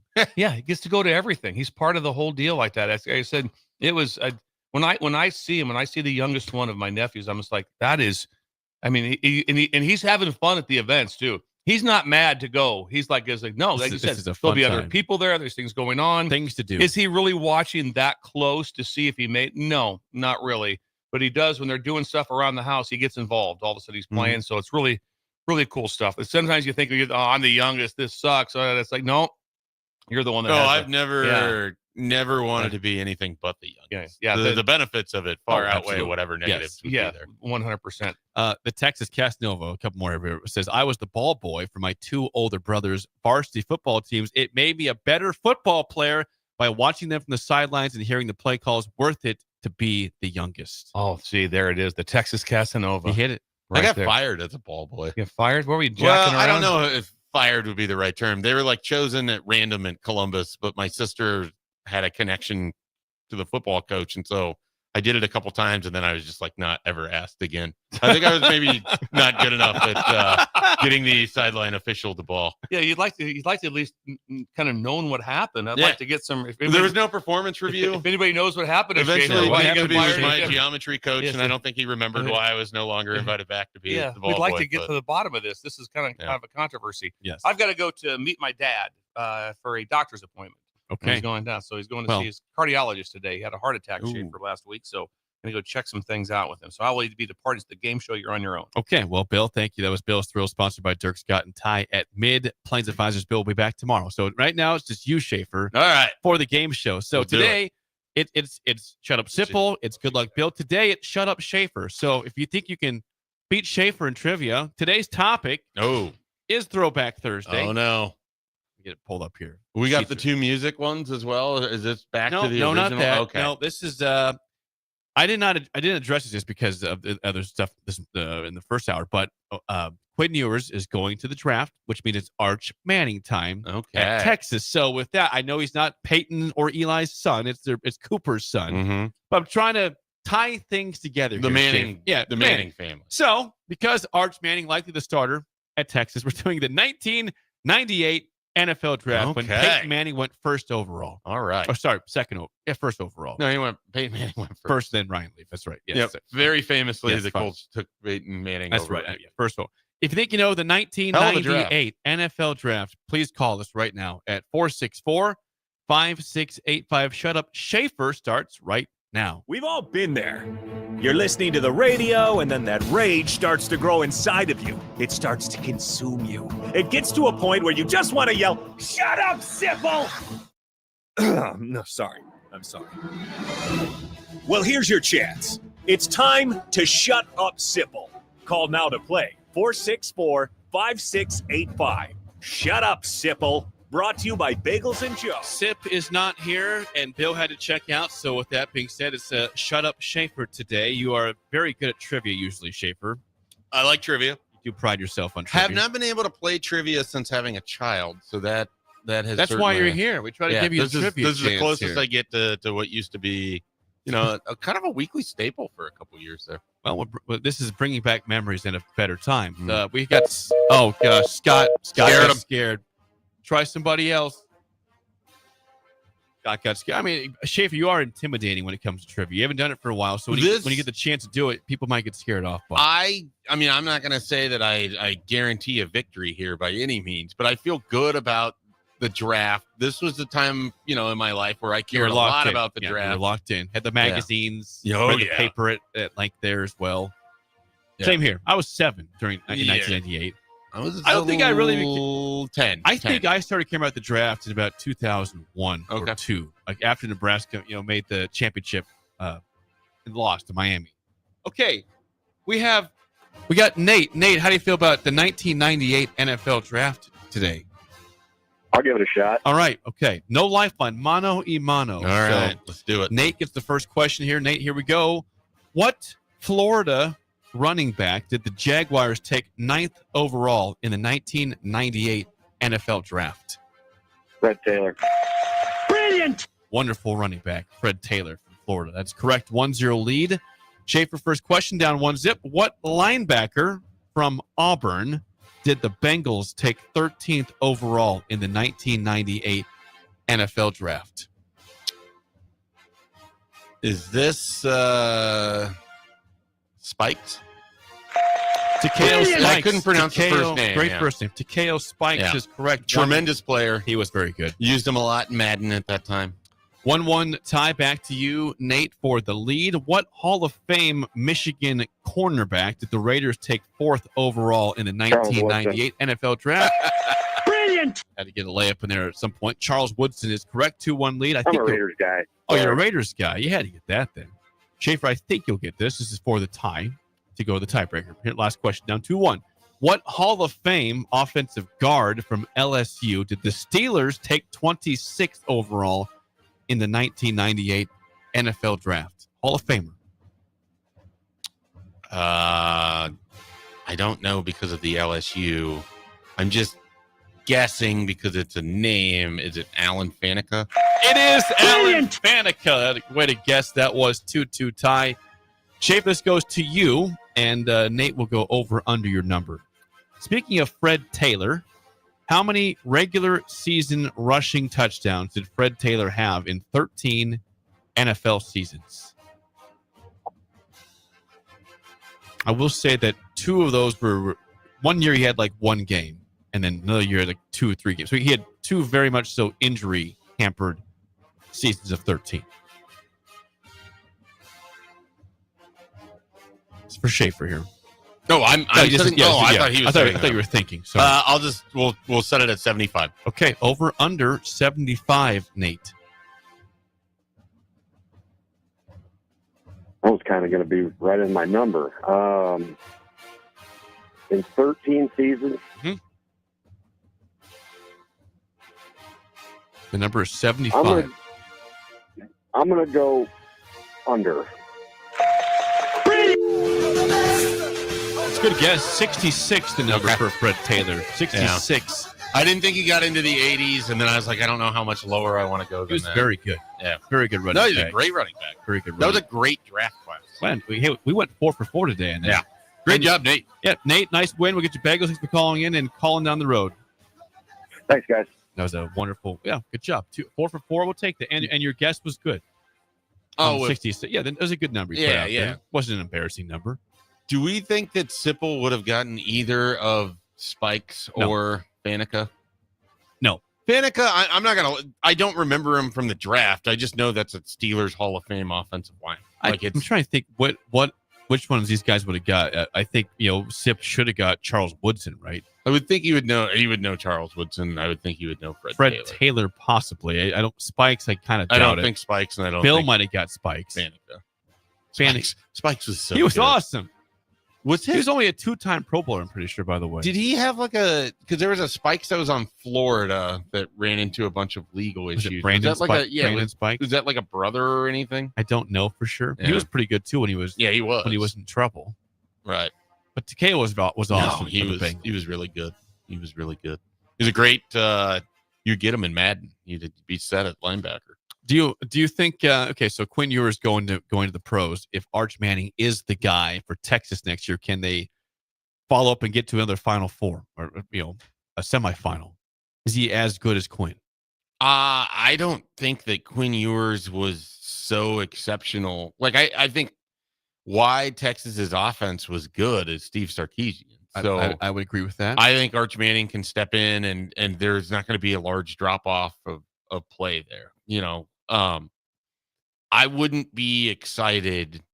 I don't have to worry about it because they already have a quarterback I'm not excited about in JJ McCarthy, but I wouldn't be excited if the Vikings were to draft Quinn Ewers, because I don't expect a lot there. Like when especially that Arizona State game didn't look particularly great. Like he's just kind of fine. I mean, Georgia, I think, really made him struggle in those games.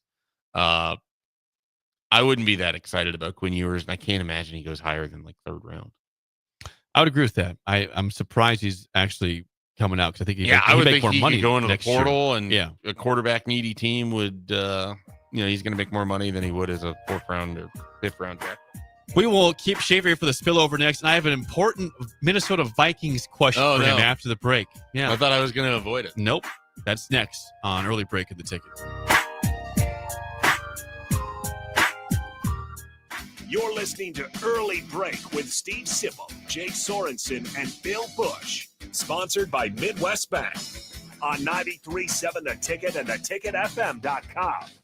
At Farm Bureau Financial Services, we strive to provide you with the right coverages for all your insurance needs by taking the time to meet with you and review what coverages best fit your needs. So whether you're in the market for home, auto, farm, business, life, or a combination of any of these coverages, we can help with making sure you, your family, or your business have the right coverage based on your individual needs. If you would like to review your insurance needs, please contact Ben Spurt with Farm Bureau Financial Services at 402-217-9945 or through email at ben.spurt@fbfs.com.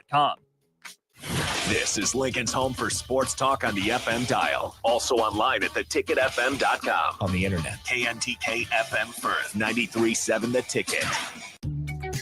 Are you ready for a new opportunity? Check out Sandhills Global. Join a dynamic team where your skills are valued and your career can soar. We offer full-time positions with a 4.5-day work week, competitive pay, excellent benefits, and a positive work environment. From IT and marketing to sales and finance, we're looking for talented individuals just like you. Apply today at sandhills.jobs and take the first step towards an exciting future. That's sandhills.jobs. Don't wait, apply now. Are you a skilled mechanic looking for your next big opportunity? Constructors is hiring. We're looking for experienced mechanics to join our family-owned team. We offer competitive wages, great benefits, brand new service trucks, OEM-level diagnostic software, and career growth opportunities. Positions include lead and A-level mechanics for our shop and multiple field technicians. If you're driven and ready to grow with a company that's been around since 1908, apply today at constructorslincoln.com. A new year means it's time to try new things. If you haven't tried Fear's cheese spread yet, the time is now. For the days you don't want to go to the gym, don't worry. Fear's cheese spread is there to cheer you up. And for the days you do get to the gym, why not celebrate when you get back with the best dip around? Get to your local grocery store today and load up on Fear's cheese spread. No event or party is complete without it on your table. Midwest Bank is proud to be your local community bank right here in Lincoln. This is Travis with Midwest Bank, now with 2 branches conveniently serving Lincoln and 8 other locations across Nebraska. We're here to help you with any of your needs. From opening a checking account to buying a home or financing your business, our staff is here for you. Stop in and you might see Shin Daddy himself. Your community, your bank, Midwest Bank. Learn more at midwest.bank, member FDIC. At Fairway Meat Market, your family, and as part of the family, they want to save you money on your meat and groceries. Now, through January 19th, enjoy USDA Choice Boneless Beef Rump Roast for $4.99 per pound. All-natural boneless pork roast for $1.99 per pound, 5-ounce tuna steak and mahi-mahi fillets $2.99 each, and chicken chili crispitos, 99 cents a piece. That's all at Fairway Meat Market in the Rockledge Square Shopping Center, just south of 84th and Van Dorn. Attention all wing fans! Buffalo Wings and Rings has daily specials that will make you want to stop in on all days of the week. Kids eat free on Mondays, and on Tuesdays, enjoy 89-cent boneless or traditional wings at a price that makes the whole family happy. And come back on Wednesdays for $1.29 chicken tenders all day long. Get to Wings and Rings today at 68th and O or in Williamsburg Village.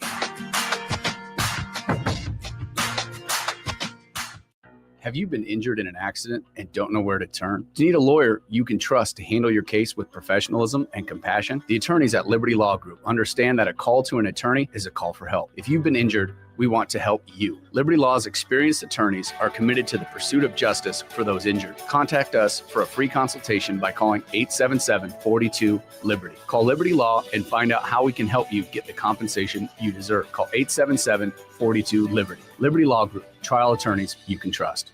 M Suits Clothiers, Lincoln's favorite men's store. Family owned and operated, located 1 block south of 56th and Pine Lake Road. The end of season clearance is going on now with up to 50% off. Stop in now for best selection on sweaters, outerwear, suits, sport coat, dress pants, and dress shirts. M Suits Clothiers, your menswear store. Have you heard about Advanced Medical Imaging Surgery Center? Located at 7555 Pioneers Boulevard, Advanced Medical Imaging Surgery Center offers compassionate, patient-focused care and provides outpatient surgery services, making it possible to have non-emergency surgery and return home the same day. Advanced Medical Imaging Surgery Center specializes in cardiology, vascular radiology, orthopedics, pain management, and much, much more. Give them a call today at 402-261-1085 or online at amimaging.com. The Body Lab, Located at 14th and Yankee Hill is Lincoln's premier physical therapy and recovery lab. The Body Lab offers trigger point dry needling, cupping therapy, joint manipulation, and so much more. Looking to relax and relieve stress after a long day or difficult workout? The Body Lab's recovery lab is the ideal spot. Featuring infrared sauna, a cold plunge tub, or if you're just looking for enough space to stretch out and reset your mind. Learn more about memberships and schedule your service today at thebodylablnk.com or visit the Body Lab in person at 14th and Yankee Hill Road. Hi, Sean Callahan here for Cobble Chevrolet GMC, and we wanted to give a special shout out to all of our great customers, thanking you all for a record-setting year in 2024. Now let's get the new year rolling with some big savings. Right now at Cobble, we have some of the biggest discounts in the area with over $12,000 off list price or 0% APR on select new models. So stop on in the dealership or hit us up online at cobblecars.com to get true low country overhead in action. $12,000 off list or 0% APR right now at Cobble. So please stop on in or visit us at cobblecars.com. You'll be glad you did. We're on the air. Well, party's starting early today, isn't it? To more of Early Break on 93.7 The Ticket and theticketfm.com. It is time for the spillover with Mike Schaefer, sponsored by our friends at Raising Cane's Chicken Fingers. One Love. Reminder again tonight, Nebraska basketball, 8 o'clock at Pinnacle Bank Arena against Rutgers. We'll have the post-game show here with Strick and Austin after the show. After the game, hopefully it's a victorious celebration after 2 straight road losses for Nebraska. You'll be in the game, Schaefer. You'll be there. I don't think I will be there. I'm not saying no for sure, but unlikely that I'll be in the building. When do you think you'll have that decision made? Oh, by 4 or 5 o'clock. Yeah. You You don't think there's a chance you get a text at 6 o'clock? Hey, I got an extra ticket. You wanna pop down for this game? I've been known to say yes to that before in the past. But that was before I had a baby, kid, though, and feel guilty for the wife for that. But again, 8 o'clock tonight. FS1. If you can't go FS1, you can watch Nebraska Rutgers tonight. I teased. I had a question for you regarding your Minnesota Vikings. Now, Vikings had a phenomenal season. Let's not take that away. 14-3 regular season. They lose the last 2 games. Lost to the Lions, obviously, to Detroit, and then they lose to the Rams. Only lost to 2 teams all year. Right. To the Rams twice and the Lions twice. In the exact same order. That's incredible. You're right. The question is this. You signed Sam Darnold to a 1-year, $10 million contract. He had 35 touchdowns, 12 picks, and was 5th in the NFL in passing yards. What do you do there? What do the Vikings do at quarterback? Because you can't probably give him a long-term extension, but you also, J.J. McCarthy is right there waiting, a first-round draft pick guy that was injured this year. You, Mike Schaefer, play GM right now for a second of your favorite franchise, who had, again, surprisingly amazing year. What do you do? I think the big thing is you have to figure out what you think the market number is going to be for Sam Darnold, because if he's willing to take a lower deal, I mean, if you can get a Baker Mayfield like deal for Sam Darnold, maybe you consider doing that. Because what is that deal, by the way? I think he makes an average annual value of like $35 million a year, which is insane for everyone except NFL quarterbacks, where Jordan Love was making $55 million. And I think you want to avoid that, because you don't want to lock up that much money to a quarterback if you can't guarantee that he's going to be able to play at a high level. And you can't do that with Sam, even though I think that in this offense he would. I think it fits well. 2 bad games in a row, obviously, with the Lions and the Rams, that leaves a bad taste in your mouth. But if you look at the whole body of work, I mean, he was fantastic this year. And the Vikings are built where you need somebody with that kind of arm talent to really be able to take advantage of having Justin Jefferson, Jordan Addison, and TJ Hawkinson. I anticipate they will let Darnold walk. They could franchise tag him and then control the rights, which is about $41 million a year if you franchise tag. And so then you try to trade him in a sign and trade situation where the team trading for him is then able to negotiate the deal, and the Vikings would hope to pick up like a 2nd-round pick or whatever. But I just don't know if they want to take the risk. If then he says yes to the franchise tag, nobody comes in, and then you have him back at $41 million. It cuts into what you can spend to help for your terrible offensive line, and then you still have J.J. McCarthy, who's not getting snaps. I think what's most likely to happen is that they let him walk. You try to bring back Daniel Jones on a team-friendly deal, and Daniel Jones is competing against J.J. McCarthy, who ultimately is probably going to get the job. I can't imagine how you'd feel if Daniel Jones was your starting quarterback next year. Now, again, Well, the thing is this: Kevin O'Connell is a phenomenal head Right. coach. He's a phenomenal developer of quarterbacks as well. I mean, I think Daniel Jones in that offense would do well. The question is, like, can doing well equal better than a first-round exit? I mean, they won 14 games. It was a great year. 20 days ago, we were talking about, or 21 days ago, if I was here, and I don't think I was, but we would have been talking about, how they just sliced and diced the Green Bay Packers, who were a trendy Super Bowl pick, and even a trendy dark horse pick in late December. I know no one says that now because they lost 3 straight games to finish their year too. But it flipped fast, and a lot of it isn't necessarily his fault. The interior of the offensive line completely fell apart in the last 2 games. I mean, had a lot of people, 9 smart sacks football versus people, the Rams. Yeah, I mean, a lot of smart football people were basically saying only a handful of those sacks would have been on Darnold by himself. There's only so much you can do against pressure with 4, and then they have 7 in coverage. Yeah. And Kevin O'Connell didn't have the right answers for how to beat that. I mean, so it all kind of works in conjunction. But I anticipate a lot of Daniel Jones and or J.J. McCarthy next year. Yeah, and I'm curious if Darnold does walk again. The market for him is going to be curious because this is his first good year he's had. And give it's a major kudos to, again, Kevin O'Connell and the fact that you had great weapons. Jefferson, Addison is a great 1-2 punch. Aaron Jones was good as a pass catcher and a runner as well. I mean, the offense has pieces that really helped him out, but O'Connell does a great job developing quarterbacks. You see guys who leave Minnesota that aren't usually as good when they were in their time there. Kirk Cousins, again, getting older, off an injury, but had a rough year in Atlanta, got benched for Michael Penix after a great tenure in Minnesota. So I'm fascinated. Like, if he were to go and then you don't franchise tag him, like, are the Raiders the team that makes the most sense? Are the Steelers? Because I think he'd be a big upgrade over what you had with Russell Wilson and with Justin Fields. But the thing is, like, with Darnold, you also have to, part of what worked for Minnesota is that you had the offensive coordinator was also your head coach. Like, he knew how to put him in the right positions to be successful. Someone's going to pay him $100 million for 3 or 4 years. The question is it going to be a good fit for Sam Darnold, or is it just going to replay the same issues that, bogged him down at the Jets? Like, the Jets need a quarterback, right? Sam Darnold probably is not going to the Jets. Well, I think you mentioned Steelers and the Raiders. I think the Giants could be a player. The Giants and Brian Dable seem like the Saints could be a player. Fit, but here's the thing. They play in the same stadium. The Jets, it would be hard to divorce yourself from that. The Saints, I think, still have to pay Derek Carr, so that's going to be problematic. The Titans are likely drafting Cam Ward, so then you're not going to spend a bunch of money on Sam Darnold. So where he ends up is going to be sort of a fascinating thing to kind of follow if it's not Minnesota, and I don't think it'll be Minnesota just the way the last couple games played out. A team that would love him, but probably can't because of their situation. They had a bad year. They had a good year last year, but the Browns need a quarterback. Yeah. Deshaun Watson, they're so strapped with that contract, can't get out of it. But again, they had the talent. Last season, they were a playoff team with Joe Flacco taking over.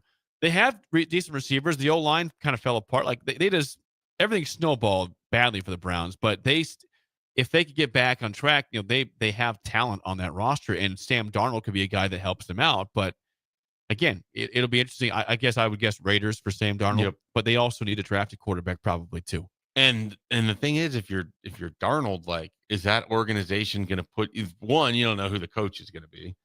2, organizationally, who's the last quarterback to have any level of success? I mean, I guess it's Derek Carr, but it's fleeting at best. Like, it's, I think some organizations, Jets specifically, sort of are a deterrent on their own just based on their name of, do you want to play there as a quarterback? If you're a defensive back, linebacker, whatever. Quarterback for the Jets, that's kind of a struggle. Schaefer, appreciate you coming in for our 2 hours Absolutely. today. You're the man. Thanks again to Ben Spurk from Farm Bureau Financial Services for sponsoring the hour at 402-217-9945. Call them for any insurance questions or needs you have. The Drive with AD, AG, and Raf is next. We will see you tomorrow. At Farm Bureau Financial Services, we strive to provide you with the right coverages